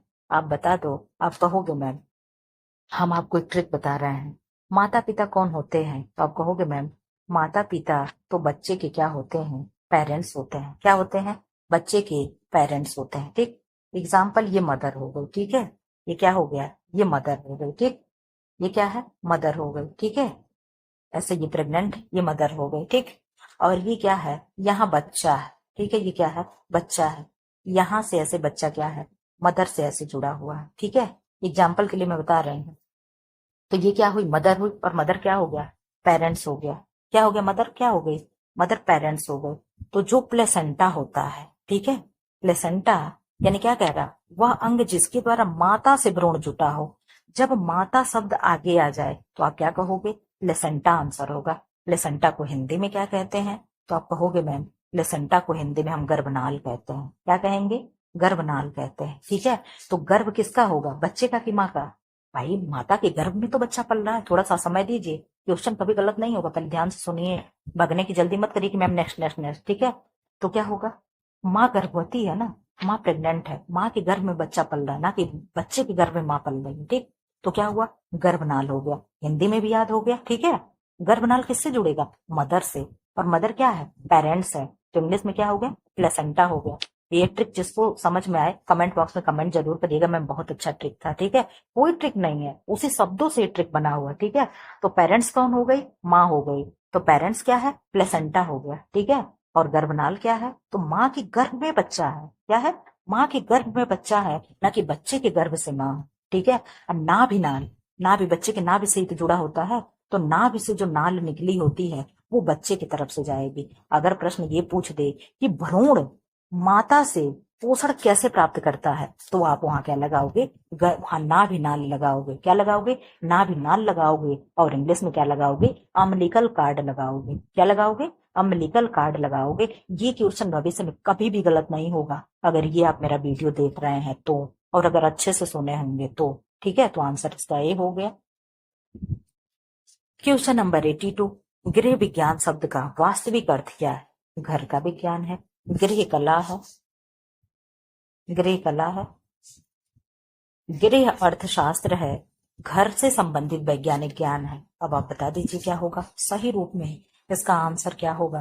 तो आप कहोगे मैम सही रूप से इसका आंसर डी होगा, यानी घर से संबंधित जो वैज्ञानिक ज्ञान है वही क्या है, गृह विज्ञान है। ठीक है, अब इधर आ जाओ आप, 83 का आंसर क्या होगा, गर्भावस्था की सबसे जटिल तथा महत्वपूर्ण अवस्था कौन सी है, डिंबावस्था, भ्रूणावस्था, गर्भावस्था, उपरोक्त में से कोई नहीं। कमेंट बॉक्स में आप कमेंट कर दीजिए इसका आंसर क्या होगा। तो आप कहोगे मैम गर्भावस्था की सबसे जटिल और महत्वपूर्ण अवस्था जो होती है भ्रूणावस्था होता है। ठीक है, कौन सा होता है, भ्रूणावस्था होता है। ठीक, समाज शास्त्र की सर्वप्रथम पुस्तक का नाम है principle of social studies, sociology in critical I, principles of sociology, sociological dictionary. आप कमेंट बॉक्स में कमेंट कर दीजिए इसका आंसर क्या होगा। तो आप कमेंट बॉक्स में बता चुके होंगे कि मैम इसका आंसर क्या होगा, प्रिंसिपल ऑफ सोशियोलॉजी होगा। ठीक है, भग्नाशा उत्पन्न करने वाले कारक है, आर्थिक कारक, सामाजिक कारक यानी इकोनॉमिक कारक, सोशल कारक, प्राकृतिक कारक यानी नेचुरल कारक, ये सभी ऑल ऑफ दिस। इसमें से आंसर क्या होगा, आप कमेंट बॉक्स में कमेंट कर दीजिए। आप कहोगे मैम ऑल ऑफ हिबब होगा और आलाप प्लीज, तो ये आंसर सही हो जाएगा। परिवार शब्द इनमें से किस लैटिन शब्द से बना है? फेमस शब्द से, फेमोलरी शब्द से, फेम्यूलसी शब्द से, या फेमोलस शब्द से, या फेमियोसली शब्द से? आप बता दीजिए क्या होगा। आप कहोगे मैम इतना कठिन कठिन शब्द दिया है, लेकिन इसमें से फेमोलस जो होता है यही होता है। ठीक है। परिवार निम्न में से किस समूह में आता है? प्राथमिक समूह, द्वितीयक समूह, तृतीयक समूह, उपर्युक्त में से कोई नहीं। आप कमेंट बॉक्स में कमेंट कर दीजिए इसका आंसर क्या होगा। आप कहोगे मैम प्राथमिक समूह जो क्या है, प्राइमरी ग्रुप जो होता है परिवार, इसमें आता है। अखिल भारतीय गृह विज्ञान संघ की स्थापना की गई 1932 में, 1952 में, फिर यहाँ 1952 रिपीट कर गया, 1936 में। आप कमेंट बॉक्स में कमेंट कर दीजिए कि मैम इसमें क्या होगा, 1952 में होगा। ठीक है, क्या होगा, 1952 में होगा। विवाह विच्छेद का सर्वाधिक प्रतिकूल प्रभाव पड़ता है। विवाह विच्छेद मतलब माता पिता अलग हो गए, ठीक है, शादी टूट गई है। पति पर, पत्नी पर, बच्चों पर, इनमें सभी पर। तो आप कहोगे मैम जो बच्चे होते हैं इन पे बहुत बुरा असर पड़ता है। ठीक है। गृह व्यवस्था एक प्रक्रिया है, सोशल है, संवेगात्मक है, इमोशनल है, मानसिक है, मेंटल है, शारीरिक है, फिजिकल है। आप बता दीजिए क्या होगा। गृह व्यवस्था एक क्या है, मानसिक प्रक्रिया है। कैसी प्रक्रिया है, मानसिक प्रक्रिया है। ठीक है। बालकों के शारीरिक विकास में सबसे महत्वपूर्ण कारक क्या है? व्यायाम है, स्वच्छता है, पोषण है, निद्रा है। आप बता दीजिए क्या होगा। एक्सरसाइज है, क्लीननेस है, न्यूट्रिशन है, एंड स्लिप है। आप बता दीजिए क्या होगा। आप कहोगे मैम न्यूट्रिशन होगा, क्योंकि शारीरिक विकास करना है। ठीक है, तो पोषण बहुत जरूरी होता है। संवेग जीव के शरीर की कैसी अवस्था है? संवेगात्मक, उत्तेजित, उद्वेलित, उपेक्षित। आप बता दीजिए संवेग कैसी अवस्था है। तो आप कहोगे मैम संवेग उत्तेजित अवस्था है। संवेग मतलब जैसे गुस्सा आ गया, खुश हो गए, खुशी में क्या हो गए। अगर आप लोग परीक्षा दे रहे हो, टीजीटी पीजीटी की एक नौकरी लग गई, तो आप क्या होगा, खुशी से नाचने लगोगे। ठीक है, आप लोग के आंखों से आंसू आ जाएंगे, करे मेरी क्या है, नौकरी लग गई। तो क्या है, ये उत्तेजित हो गई, एकदम खुशी से पागल हो गए, झूम उठे। चाक पट को क्या कहते हैं? श्याम पट, बोर्ड, श्वेत पट, मॉडल। क्या कहेंगे आप कमेंट बॉक्स में आंसर दे दीजिए। तो क्या कहोगे, श्याम पट। श्याम मतलब काला, पट मतलब जिसपे लिख रहे हैं। ठीक है, तो क्या होगा, चाक पट को क्या कहेंगे, श्याम पट कहते हैं। ठीक, आ जाइए 94 पे। एक सेकंड भी मुझे दे दीजिए क्या करने के लिए, मैं थोड़ा सा पानी पी लूं। क्वेश्चन नंबर 94 क्या है? बालिकाओं की किस समस्या का पूर्ण उन्मूलन होना चाहिए? शिक्षा समस्या, स्वास्थ्य समस्या, आवास समस्या और यौन उत्पीड़न। तो किसका पूर्ण उन्मूलन होना चाहिए? पूर्ण उन्मूलन यानी जड़ से खत्म हो जाना चाहिए। किसका? तो आप कहोगे मैम यौन उत्पीड़न जो समस्या है इसका जड़ से खात्मा हो जाना चाहिए। 1939 में किस समाज सुधारक के प्रयत्नों से बाल विवाह निरोध अधिनियम पारित हुआ? राजा राम मोहन राय, ईश्वर चंद विद्यासागर, हरबिलास शारदा, इनमें से कोई नहीं। आप कमेंट बॉक्स में कमेंट कर दीजिए। आप कहोगे मैम राजा राम मोहन राय के प्रयासों से ये हुआ था। ठीक है, क्या हुआ था? बाल विवाह पे रोक लगाई गई थी। ड्राफ्टिंग का पूर्वाभ्यास किस वस्त्र पर किया जाता है? रेशमी वस्त्र पे, कागज पर, मिल्टन चौक क्लॉथ पर, मिल्टन कपड़े पे मतलब क्लॉथ पे, इनमें से किसी पर भी नहीं। आप कमेंट बॉक्स में कमेंट कर दीजिए। आप कहोगे मैम कागज पे हम क्या करते हैं, ये सारी चीजें सीखते करते हैं। जो उपभोक्ता अपना अहित नहीं चाहता, मतलब अपना बुरा नहीं होने देते, वह शोषण होने पर आवाज उठाते हैं, वह क्या कहलाएंगे? शिक्षित उपभोक्ता, धनी उपभोक्ता, सचेत उपभोक्ता, असचेत उपभोक्ता। तो ये तो कुछ नहीं होगा। धनी वाला भी निगेट उतना सही आंसर नहीं है, इन दोनों में से ही हो सकता है। अब बता दीजिए क्या होगा। मतलब अगर मैं कोई सामान लेने गई, 500 रुपए का दिया और बहुत मुझे ये दिया, ये नहीं होगा वो नहीं होगा, लेकिन वो चीजें हो जाती है, तो मैं उसके खिलाफ आवाज उठाऊंगी। यही क्या है, अहित ना होने देना या अपना शोषण ना होने देना पे आवाज उठाना, शोषण होने पे। तो इसका आंसर क्या होगा? आप कहोगे मैम इसको सचेत उपभोक्ता कहेंगे। ठीक है, क्या कहेंगे? जागरूक उपभोक्ता नहीं, सचेत उपभोक्ता। बालक का मानसिक स्वास्थ्य निर्भर करता है परिवार पर, विद्यालय पर, समुदाय पर, उपरोक्त सभी पर। आप बता दीजिए किस पे करेगा। तो आप कहोगे मैम सभी पर निर्भर करता है। ठीक है, बच्चा समुदाय में भी रहता है, परिवार में भी रहता है और विद्यालय में भी रहता है। चेचक रोग फैलता है विषाणु से, प्रोटोजोआ से, जीवाणु से, सभी से। तो आप कहोगे मैम नहीं, सब तो नहीं होगा। तो ये क्या है, वायरस जनित रोग है, यानी विषाणु से फैलता है। ठीक है, किससे फैलता है, विषाणु से फैलता है। क्रोमोसोम्स के अंदर बहुत छोटे छोटे अंश होते हैं जिन्हें कहते हैं क्रोमोसोम्स। एटीपी, गुणसूत्र, एडीपी। बता दीजिए क्या कहेंगे। 100 का आंसर होगा गुणसूत्र होता है। क्या होता है, गुणसूत्र होता है। मैम एटीपी क्या है, एडिनो ट्राइफॉस्फेट है। एडीपी क्या है, एडिनो डाइफॉस्फेट है। ठीक है, मनुष्य के श्वास नलिका की दीवार में होती है। अभी आप लोगों को पीछे मैं इस तरीके का फिगर बना करके आप लोगों को दिखाई थी। आप लोग मेरे फिगर पे हंसे भी थे कि मैम कैसा फिगर आप बनाती हैं, लेकिन हमने कहा चलिए कोई बात नहीं, आप लोग हंस लीजिए, हंसने का आप लोगों का समय है। आप लोग मेरे पे नहीं हंसोगे तो किस पे हंसोगे। ठीक है, तो आप लोग हंस लिए होंगे। तो इस तरीके से मैं फिगर बनाई थी कि मैम सी आकार का जो छल्ला होता है वो किसमें पाया जाएगा, तो श्वास नली में पाया जाता है। ठीक है, ये आपका आंसर क्या है, हंसी हंसी में आपका आंसर हो गया। आंसर ए है, यानी सी के आकार की उपास्थि होती है। ठीक है, उपास्थि यानी कार्टिलेज होती है। ठीक है, एक अणु शर्करा से बनने वाले एटीपी की संख्या कितनी होती है, 2 होगी, 34 होगी, 4 होगी, 38 होगी। आप बता दीजिए क्या होगा। आप कहोगे मैम इसका आंसर हो जाएगा 38 एटीपी होता है। कितना होगा, 38 एटीपी होता है। मस्तिष्क का सबसे निचला भाग क्या कहलाएगा, सीरीबेलम, कॉर्टेक्स, मेडुला ऑब्लंगाटा और ये सभी। आप बता दीजिए, मस्तिष्क के 3 पार्ट होते हैं, तो सबसे जो निचला भाग होता है उसे हम क्या कहेंगे, आप बता दो। आप कहोगे मैम हम मेडुला ऑब्लांगाटा कहते हैं। क्या कहते हैं, मेडुला ऑब्लांगाटा कहते हैं।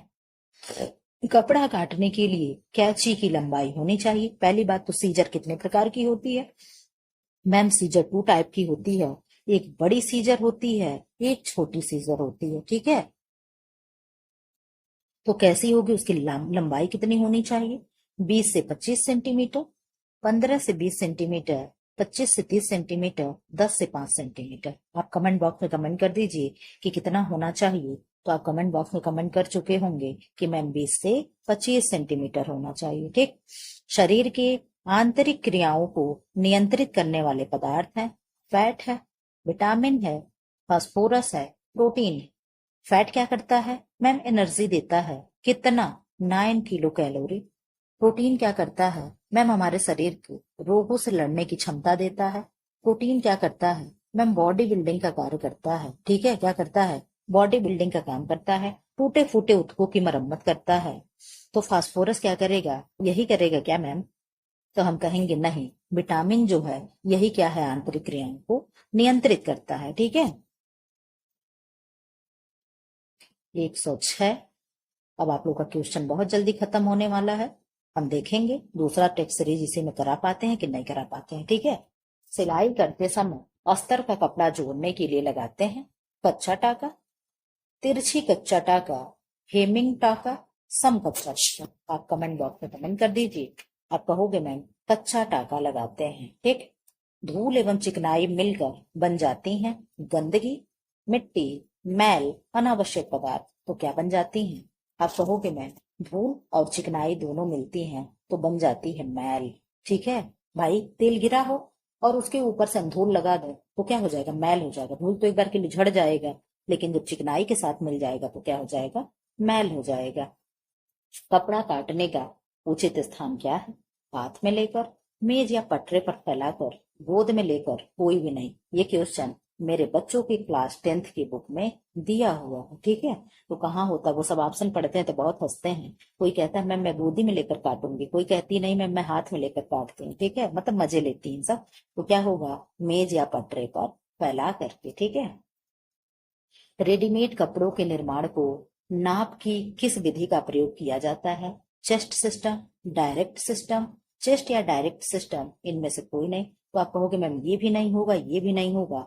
और जब जानते हो रेडीमेड कपड़ों की नाप, ये भी क्लास 10th के बुक से है, तो आप कहोगे मैम ये कहाँ होता है, इसमें चेस्ट विधि ही लिया जाता है। ठीक है, कौन सी विधि लिया जाता है, तो इसमें चेस्ट विधि लिया जाता है। ठीक, उसके बाद चेस्ट विधि क्या होता है, सबके लिए कॉमन होता है, बाकी चीजें आप लोग अपने हिसाब से करवा लेते हैं, फिटिंग वगैरह। ठीक, प्लास्टिक रेशा है, ऑर्लान है, नायलॉन है, रेयान है, डेक्रॉन है। हाँ बता दो क्या है, तो आप कहोगे मैम प्लास्टिक रेशा जो है वो क्या है, ऑर्लान है। बीज वाला तंतु कौन सा है, बील लिखा है लेकिन ये क्या होगा, सीड होगा। ठीक है, क्या होगा, सीड्स वाला फाइबर कौन सा है, लिलेन है मैम, बिल्कुल नहीं, ये बास्ट फाइबर है। कपास है, विचार करेंगे, जूट है, ये भी बास्ट फाइबर है। हेम्प है, ये भी बास्ट फाइबर है। तो मैम एक कपास ही तो बच रहा है, तो जो कॉटन है ये क्या है, सीड फाइबर है। मैम एक और सीड फाइबर कुछ होता है, तो क्या होता है, कापोक होता है। क्या होता है, कापोक और कपास दोनों कोको से होते हैं और दोनों क्या है, सीड फाइबर होते हैं। ठीक है, बाल मृत्यु की समस्या के समाधान का उचित साधन है, प्रसव केंद्र है, शिक्षित दाइयां है, शिक्षा है, स्वास्थ्य चर। आप बता दीजिए क्या होगा, बाल मृत्यु की समस्या का समाधान सबसे अच्छा यानी उचित साधन कहाँ होगा, तो आप कहोगे मैम शिक्षा होगा। ठीक है, शिक्षा रहेगा तो हम सारी चीजें इधर उधर से चीजें हम जान समझ लेंगे। शिशु अवस्था जीवन की एक अवस्था है, उन्नतशील अवस्था, श्रेष्ठ अवस्था, सामान्य अवस्था, महत्वपूर्ण अवस्था। तो आप कहोगे मैम ये कौन सी अवस्था है, तो ये क्या है, महत्वपूर्ण अवस्था है। शिशु अवस्था क्या होती है, एक बहुत ही महत्वपूर्ण अवस्था होती है। ठीक है, बंध्याकरण का तरीका है, नसबंदी है, डायफ्राम है, लूप है, डुश है। अब बता दो क्या होगा, आप कहोगे मैम नसबंदी होगा। क्या होगा, ट्यूबेक्टोमी होता है, एक ट्यूबेक्टोमी होता है, एक बेसोटोमिक होता है। आप बता दीजिए जो पुरुषों में करते हैं तो वो क्या होता है, ट्यूबेक्टोमिक होता है कि क्या होता है, बेसोटोमिक होता है। कमेंट बॉक्स में कमेंट करिएगा दोनों में से क्या होगा, मैं आपके कमेंट का इंतजार करूंगी। ठीक है, और पढ़ाने पढ़ाने में आप लोग ये मत भूल जाइए कि क्लास को शेयर करना होता है, वीडियो को लाइक करना होता है और बदले में कुछ कमेंट करना होता है कि मैम क्या पढ़ा रही हो, कैसा पढ़ा रही हो, ये सारी चीजें, ताकि मैं भी मोटिवेट हो सकूं। कैमरे के सामने बैठ करके घंटा 1.5 घंटा बोलना क्या है, अपने आप में बहुत ही टफ होता है। ठीक है, आप लोग मुझे क्या करिए, रिचार्ज कर दीजिए, कमेंट और सब्सक्राइब और वीडियो लाइक करके। चैनल आप लोग नहीं सब्सक्राइब कर रहे हो तो इस तरीके से क्वेश्चन क्या है, छूट सकते हैं। ठीक है, मतलब वीडियो टॉपिक छूट सकता है। अगर आप सब्सक्राइब किए रहोगे तो नोटिफिकेशन जाएगा, आप जान जाओगे। नहीं भी जाता है तो टेलीग्राम से जुड़ करके क्या है, लिंक वहां पे मैं कॉपी कर देती हूँ। ठीक है, वहां पे देख लिया करिए। थायराइड ग्रंथि का निर्माण होता है कैल्शियम द्वारा, लोहा द्वारा, आयोडीन द्वारा, सोडियम द्वारा। आप बता दो किसके द्वारा होता है, आप कहोगे मैम ये कही आंसर है, आयोडीन द्वारा। ठीक है, आयोडीन युक्त नमक खाओ और थायराइड ग्रंथि का निर्माण होता है। ठीक है, मतलब थायराइड ग्लैंड को कंट्रोल में करो, इससे क्या होगा मैम, ग्वाइटर नामक रोग हो जाता है आयोडीन के कमी से। और बच्चों में क्या होता है, मिक्सिडमा, और क्या होता है, आप कमेंट बॉक्स में कमेंट करिएगा, मुझे नहीं आता है। ठीक है, मिक्सिडिमा नामक रोग हो जाता है। ठीक, बच्चे क्या होता है, बुद्धि कमजोर हो जाता है। आय बढ़ने के साथ धनी वर्ग पर किस व्यय का प्रतिशत बढ़ जाता है, ये किसने दिया है, तो प्रोफेसर एंजल ने दिया है। किसने दिया है, प्रोफेसर एंजल ने इसको दिया है। क्या कहा है उन्होंने, व्यक्ति की आय जैसे जैसे बढ़ती है वैसे वैसे क्या होता है, पे प्रतिशत बढ़ जाता है, न कि घट जाता है। लेकिन उन्होंने एक प्रश्न ये भी किया है कि जैसे जैसे आय बढ़ती है वैसे वैसे किस पे प्रतिशत बढ़ कम हो जाता है, तो भोजन पे प्रतिशत क्या होता है, कम हो जाता है। लेकिन बढ़ता किस पे है, तो एजुकेशन पे, हेल्थ पे और क्या है, मनोरंजन पे क्या होता है, व्यय प्रतिशत बढ़ जाता है। अगर अच्छे लोग हो जाते पैसा वाले तो बड़े अच्छे से अच्छे डॉक्टर प्रेफर करते हैं, जैसे मेदांता हो गया, एम्स हो गया, ऐसे जगह जाना पसंद करते हैं।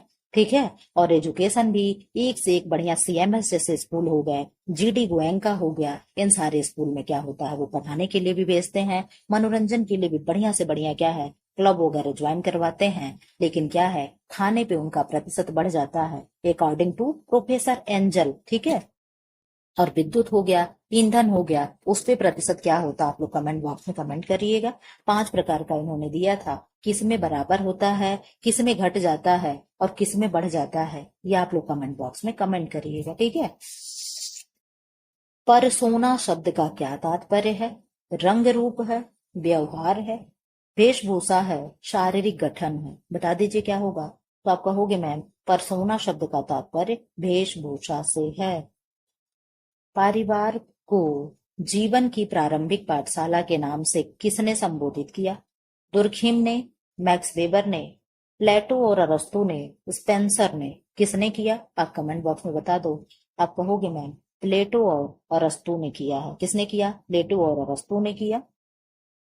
शुद्ध तरल आहार का प्रकार नहीं है कच्चे नारियल का पानी, खिचड़ी, ग्लूकोज का पानी, बार्ले का पानी। ये बार्ले का पानी जानते हो आप लोग क्या है? जौ का पानी। किसका?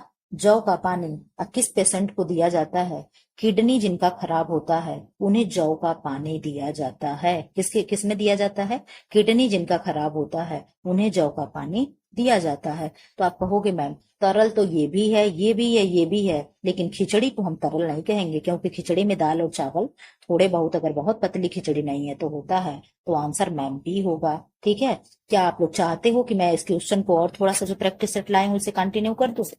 चलिए पहले बात तो आप लोग अपना आंसर देख लो, यहाँ इसका फोटो खींच लो और आप लोग देख करके बताना कि कहीं मैं गलत तो नहीं कुछ बताई हूँ। आप लोग, मैं उम्मीद करती हूँ फोटो खींच लिए होंगे। चलिए अब प्रैक्टिस सेट सेकंड शुरू कर देते हैं। जहां तक होगा मैं कराऊंगी, नहीं तो फिर क्या है क्वेश्चन को स्किप मार दूंगी, फिर किसी और प्रैक्टिस सेट में लेकर के आऊंगी। ठीक है, एक सेकंड फिर से मुझे टाइम दे दो पानी पीने के लिए, क्योंकि पानी नहीं पी पाऊंगी तो ज्यादा देर तक मैं पढ़ा नहीं पाऊंगी। चलिए शुरू करते हैं। ये क्या है? प्रैक्टिस सेट 2 है। अब तक हम लोग कितना देख चुके? 120 क्वेश्चन हम लोग देख चुके हैं। डिस्क्राइब को लेकर के 125 क्वेश्चन हम लोग के टीजीटी पीजीटी में आता है, उतना हो चुका होगा, उससे ज्यादा ही हुआ होगा। ठीक, अब इधर आ जाओ सब लोग। कौन सा टीका शिशु के जन्म के प्रथम माह में लगवाना चाहिए? पोलियो का, हैजा का, तपेदिक का, टिटनेस का? आप बता दो किसका लगवाना चाहिए। तो आप कहोगे मैम तपेदिक क्या है? टीबी है। टीबी में कौन सा टीका लगाते हैं? तो बीसीजी का टीका लगाते हैं। कौन सा? बीसीजी का। बीसीजी में बीजीसी लिखते हैं, क्या है? बीसीजी का टीका लगाते हैं। और ये प्रथम माह कह रहा है, जितना जल्दी हो सके बच्चे को यही वैक्सीन लगती है। 24 घंटे के अंदर होता है, या अगर कोई ऐसी सिचुएशन नहीं है कि बच्चा बहुत ज्यादा बीमार है तो 1 महीने के अंदर यानी लगवा लेते हैं। तो प्रथम वैक्सीन जो लगता है बच्चे को बीसीजी का ही लगता है। BCG bacillus Calmette यूरेन। ठीक है, आगे बढ़ जाते हैं। अपरिपक्व शिशु वो होते हैं, अपरिपक्व शिशु वो होते हैं जिनका वजन इतने से कम होता है। कितने से? 2 केजी से, 3 केजी से, 4 केजी से, 5 केजी से। कितने केजी से अगर कम होगा तो बच्चा क्या होगा? अपरिपक्व माना जाएगा, यानी क्या है? मेच्योर बेबी नहीं। आप बता दीजिए क्या होगा। तो आप कहोगे मैम अगर 3 केजी से कम होता है तो क्या होगा? अपरिपक्व यानी इमेच्योर बेबी माना जाएगा। ठीक है,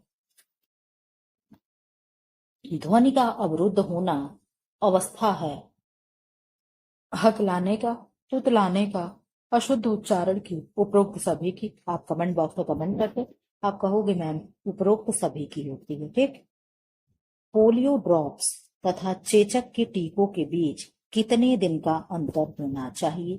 10 डेज का, 15 डेज का, 20 डेज का, 25 डेज का? कितने दिन का होना चाहिए? आप बता दीजिए कमेंट बॉक्स में।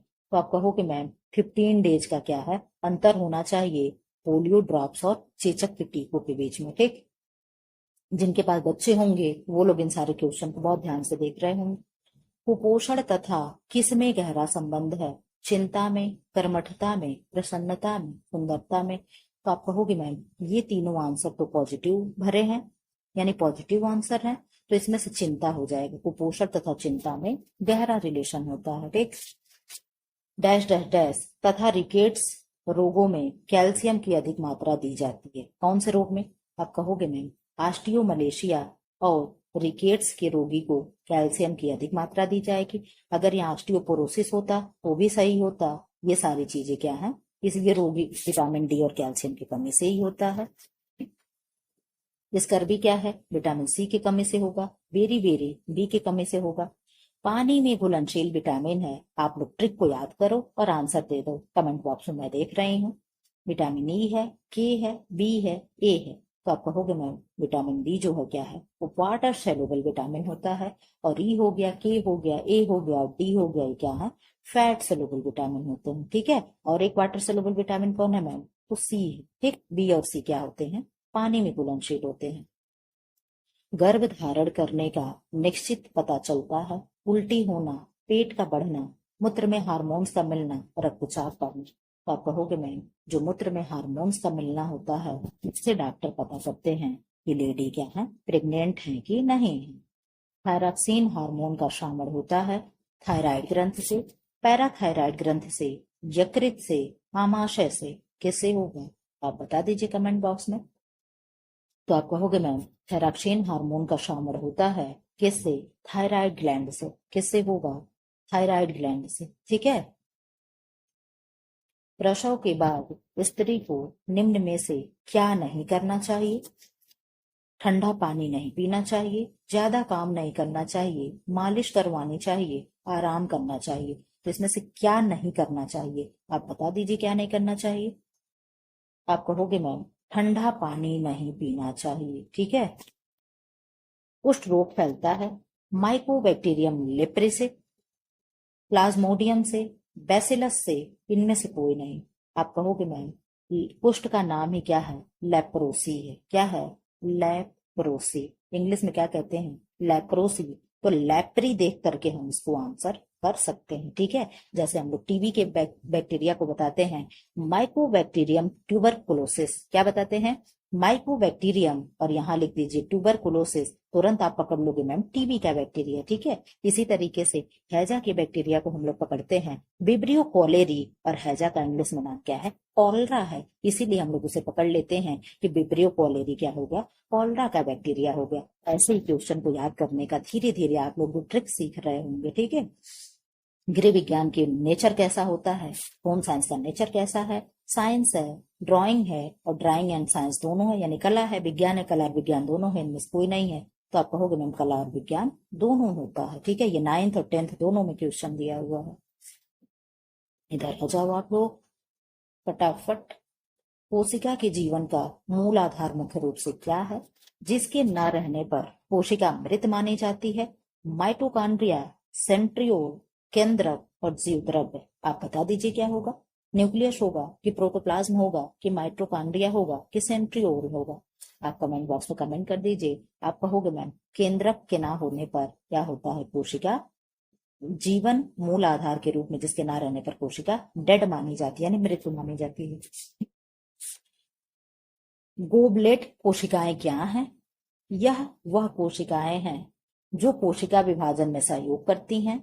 यह भोजन के चयापचय में भाग लेती है। यह म्यूकस या श्लेष्मा उत्पन्न होती है। उपर्युक्त में से कोई नहीं। आप कमेंट बॉक्स में कमेंट कर दीजिए क्या होगा। आप कहोगे मैम यह भोजन के चयापचय में भाग लेती है।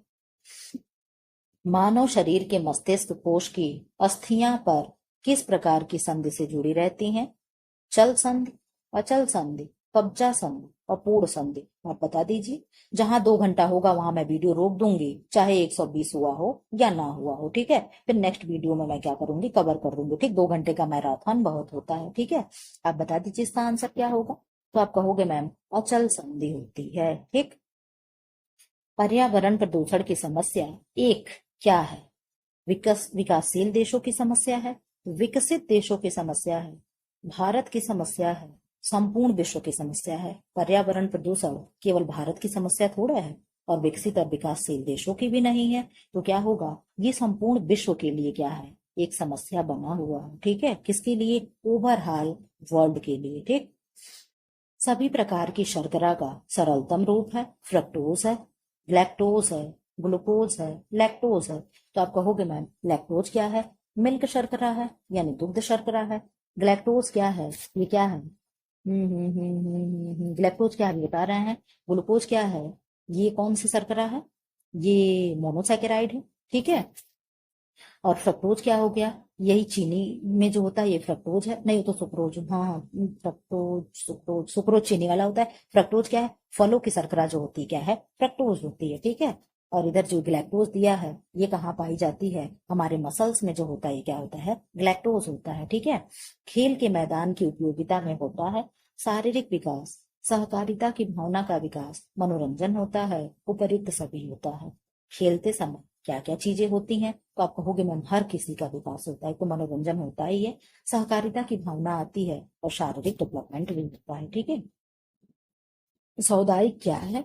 पुरुष धन है, स्त्री धन है, पुत्र धन है, इनमें से कोई नहीं है। आप कहोगे मैम ये क्या है? स्त्री धन। स्त्री जो दहेज में सामान लेकर के आती है वही क्या है? सामुदायिक धन होता है। मानव शरीर में पसलियों की संख्या होती है, कितनी होती है? 10 होती हैं, 28 होती हैं, 12 होती हैं, जो 48 होती हैं। तो यहाँ संख्या पूछ रहा है और जोड़ी में पूछ रहा है, तो यहाँ संख्या ना होकर के कितनी होनी चाहिए? जोड़ी होनी चाहिए। कितनी जोड़ी होती है? ठीक है। संख्या में कितनी हो गई? 24 हो गई, जोड़ी में 12 हो गई। तो संख्या तो यहाँ दिया नहीं, 28 दिया, तो ये सब गलत हो गया। तो जोड़ी हम मानते हैं तो 12 होगा। ठीक है। क्या होगा? 12 होगा।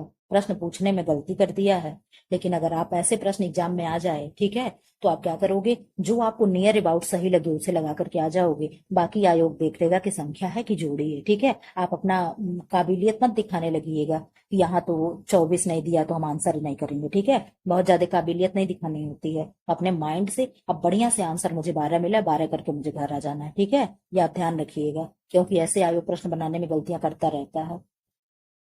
21 का आंसर क्या होगा? निम्न में से किस यंत्र द्वारा घर में सबसे ज्यादा श्रम की बचत होती है? श्रम यानी हमारे मेहनत की बचत कब होगी? अलमारी आने से। अलमारी आने से आपकी मेहनत बचेगी? बिल्कुल भी नहीं मैम। गीजर आने से क्या पानी गर्म हो जाएगा तो आपकी मेहनत बचेगी? मैम ये भी नहीं होगा।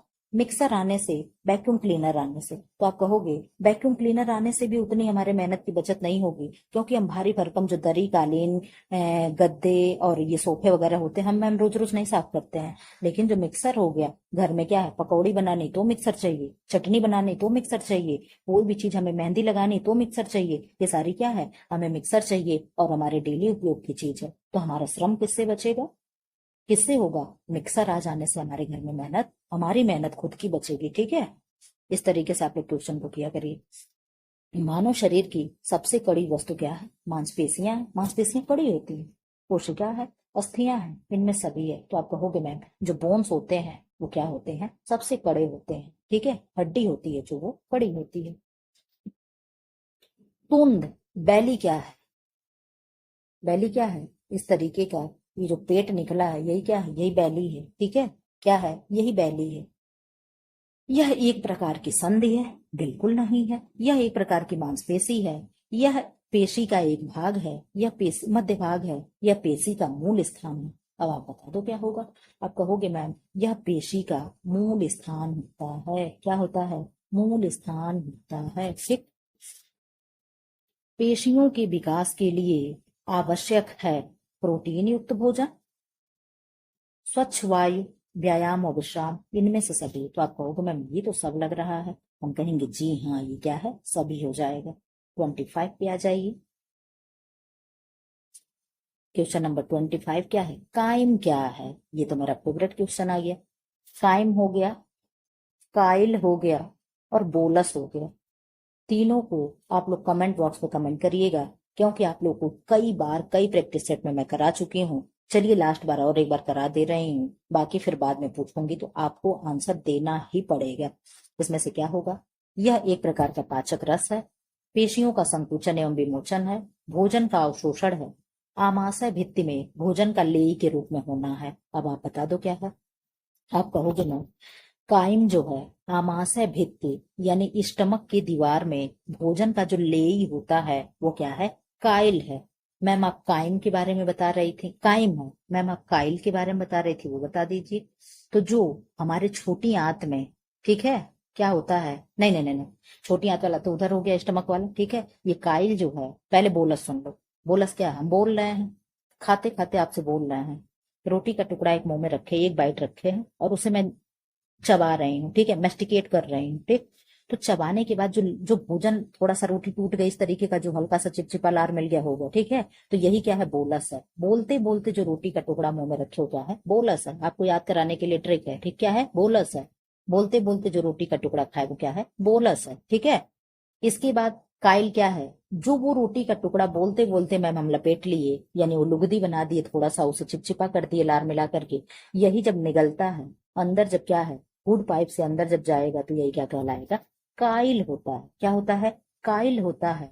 और यही जब और नीचे सरक करके पाचन की क्रिया में आता है तो क्या होता है? काइम होता है। ठीक है, डिफरेंट समझ के रखिएगा, और अगर मेरे ऊपर डाउट हो तो आप लोग यूट्यूब पे सर्च कर सकते हैं। 26 का क्या आंसर होगा? अंतः श्वसन की क्रिया कहाँ पाई जाती है? अंगों में, अस्थियों में, ऊतकों में, इनमें सभी में। आप कमेंट बॉक्स में आंसर दीजिए, तब तक मैं पानी पी लूं।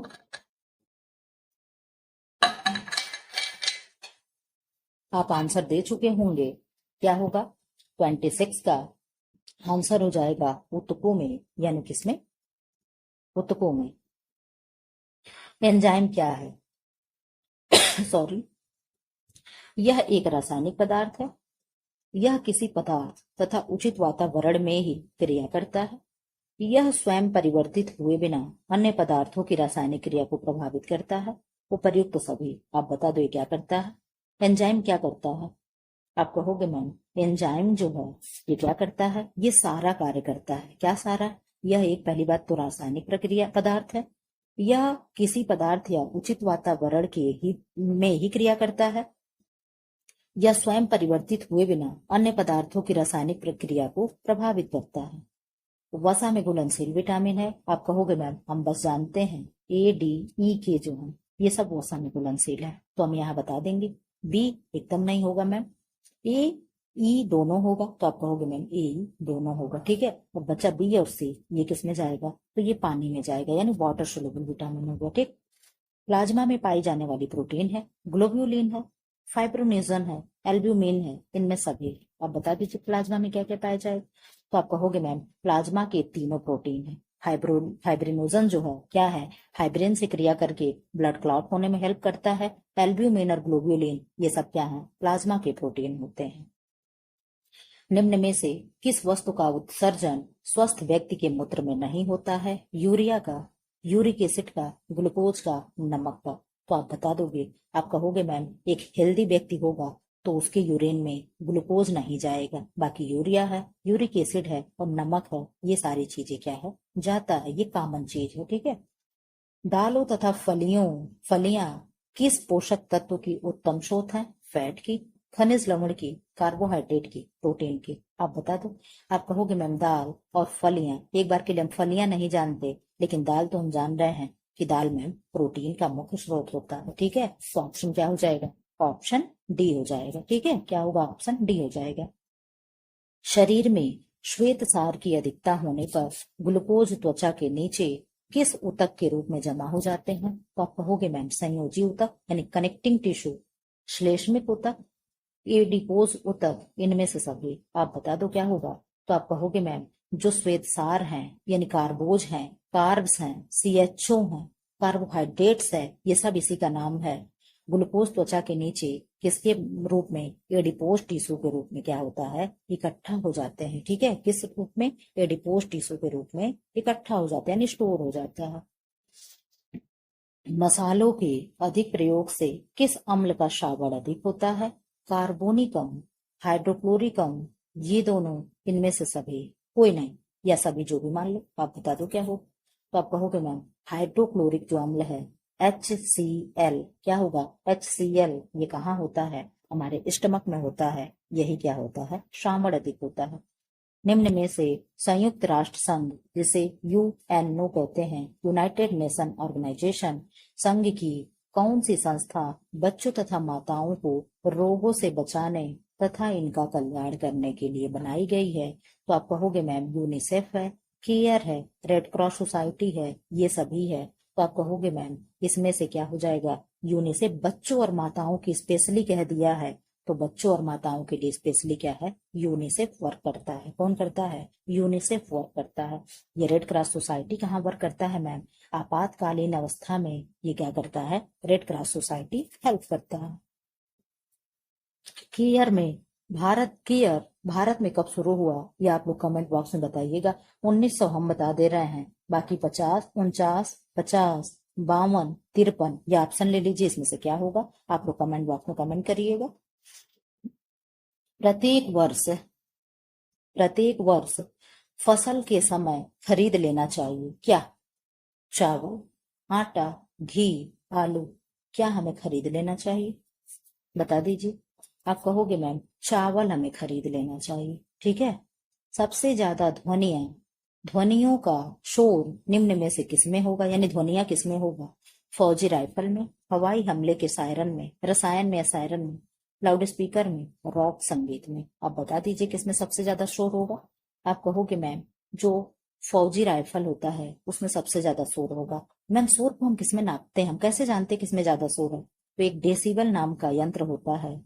क्या होता है? डेसिबल होता है। इसी से हम क्या है ध्वनि प्रदूषण का मेजरमेंट करते हैं, ठीक।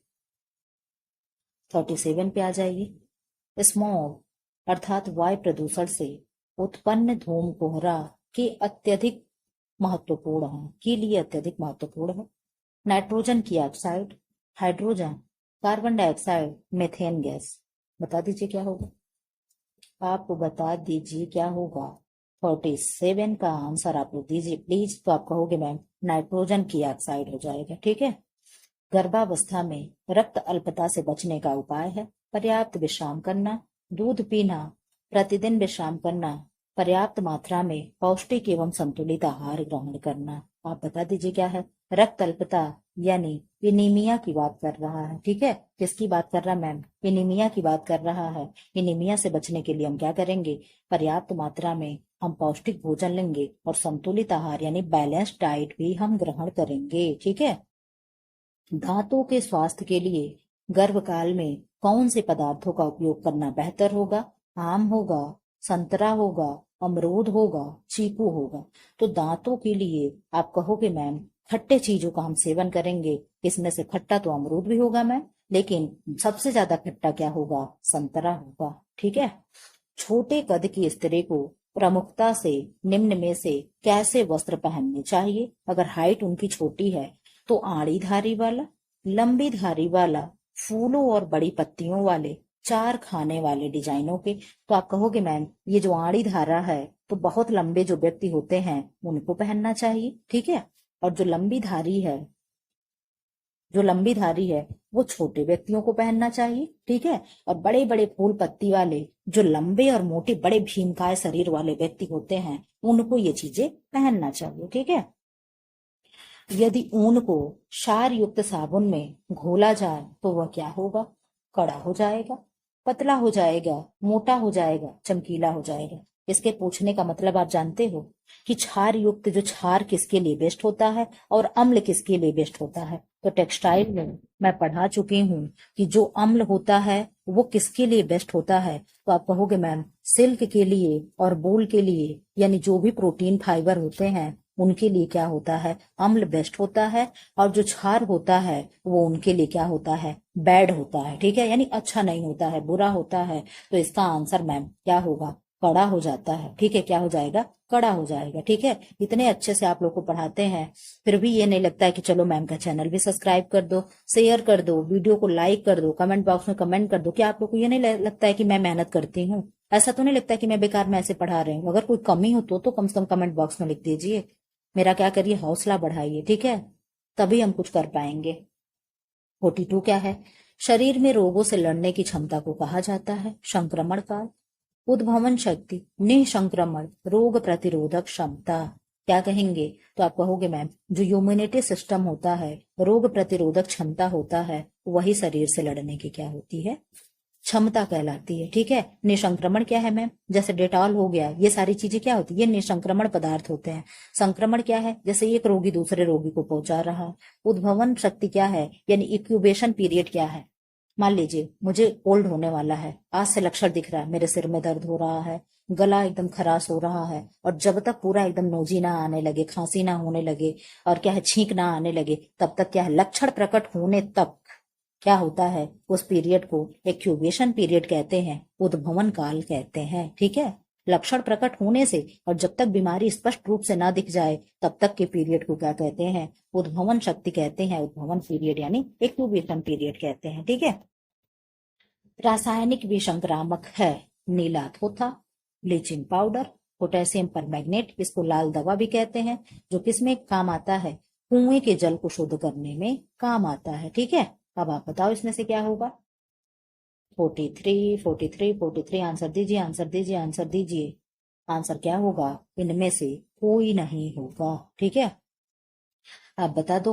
एमेविक पेचिस फैलाने का कारण है, अमीबा है, बैसिलस है, बैसिलरी है, साल्मोनेला है। ये साल्मोनेला के आगे अगर आप टाइफी जोड़ दो तो टाइफाइड का क्या हो गया, क्या हो गया, बैक्टीरिया हो गया। अब इधर आप बता दो क्या होगा आंसर, बताइए बताइए। 44, 44, 44 का आंसर होगा अमीबा होगा। ठीक है, क्या होगा, इसी के नाम से मैम मिलता जुलता है, हम कहीं भी ट्रिक करके आ जाएंगे। इधर आ जाइए आप लोग। विब्रियो कॉलेरा नामक जीवाणु फैलता है, तो आप कहोगे मैम टाइफाइड है, हैजा है, पैराटाइफाइड है, मलेरिया है। आप कहोगे मैम विब्रियो कॉलेरा और कॉलरा हम हैजा को कहते हैं, हम इसके साथ जाएंगे। ठीक है, मलेरिया किससे होता है, मच्छर से। कौन से मच्छर से, एनाफिलीज मादा मच्छर से। ठीक है, बालकों में किस अवस्था में ईर्ष्या भाव उत्पन्न होता है, 1 से 1.5 वर्ष, आधा वर्ष, आधा, 1/2 से वर्ष, 2 से, गलत यहाँ कुछ दिया है, 2 से 2.5 वर्ष, 3 से 4 वर्ष। आप बता दो बच्चे में ईर्ष्या का भाव कब से आता है। 46 का बता दीजिए आप लोग आंसर क्या होगा। आप कहोगे मैम 2 से 2.5 वर्ष के बच्चे में क्या होता है, ईर्ष्या का भाव उत्पन्न होने लगता है। चिकनाई के धब्बे छुड़ाने के लिए प्रयुक्त विधि है, क्या है, रासायनिक विधि है, अवशोषक विधि है, घातक विधि है, उपयुक्त में कोई नहीं है। तो आप कहोगे मैम घातक विधि तो कुछ नहीं होता है और कोई नहीं तो बिल्कुल नहीं होगा। तो इसमें से क्या होगा, रासायनिक विधि में मैम क्या होता है, पेट्रोल हो गया, बेंजीन हो गया, ईथर हो गया, ये सारी चीजें होती हैं। लेकिन अवशोषक विधि में यही चीज होगा, चिकनाई जैसे ग्रीस हो गया, तेल हो गया, घी हो गया, इनका दाग छुड़ाने के लिए हम टेल्कम पाउडर है, मैदा है, आटा है, ये सारी चीजें डाल के क्या करते हैं, उसे हम सुखा लेते हैं, उसे सोख लेते हैं, वही क्या हो गया, अवशोषक हो गया। ठीक है, मनुष्य के उत्तम स्वास्थ्य के लिए आवश्यक खनिज लवणों की संख्या है 18, 20 है, 24 है, 22 है। यानी जो क्या है, एसेंशियल मिनरल्स होते हैं, उनकी संख्या कितनी होगी। तो आप कहोगे मैम 24 होता है। क्या होता है, 24 होता है। ठीक है, 48 का क्या हो जाएगा, 24 हो जाएगा।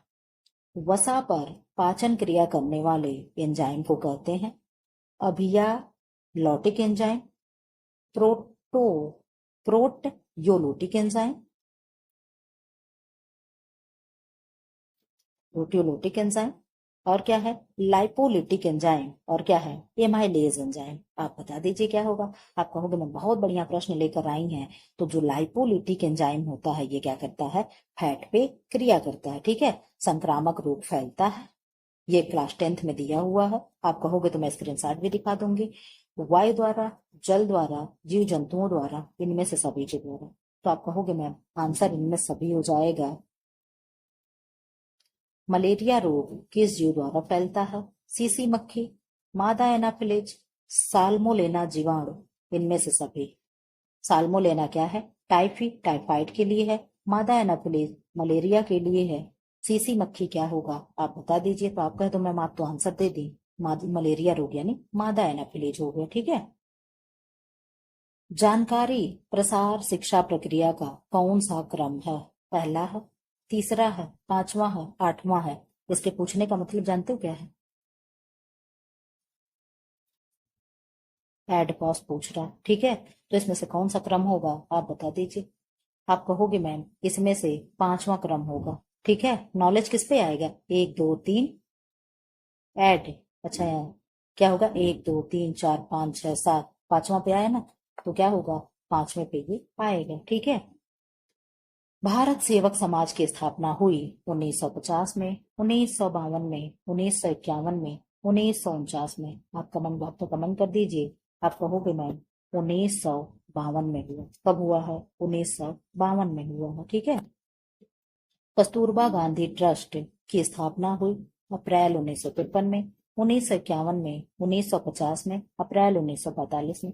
कमेंट बॉक्स में कमेंट कर दीजिए। आप कहोगे मैम अप्रैल 1945 में हुआ था। ठीक है, कब हुआ था, अप्रैल 1945 में। शिशुओं में हड्डियों की संख्या होती है लगभग 100, 400, 200, 300। तो आप कहोगे मैम शिशुओं में 300 प्लस बोन्स होते हैं, ठीक है, यानी क्या होगा आंसर 300 हो जाएगा। उद्यानों के अतिरिक्त और किस प्रकार के खाली स्थान का निर्माण विभिन्न संस्थाएं करती हैं? घास का मैदान हो गया, खेलने का मैदान हो गया, पार्क हो गया, इनमें से सभी हो गया। तो आप कहोगे मैम इनमें से सभी हो जाएगा, ठीक। गर्भवती माता के लिए प्रसव पूर्व सेवाएं किस संस्था में उपलब्ध हैं? प्रसूति केंद्रों में, प्रसूति गृहों में, प्रसूति अस्पतालों में, इनमें से सभी में। आप कहोगे मैम प्रसूति इनमें से सभी में हो जाएगा, ठीक है। विश्व स्वास्थ्य संगठन यानी WHO ने एक विश्वव्यापी विसंक्रमणीकरण कार्यक्रम लागू किया। कब?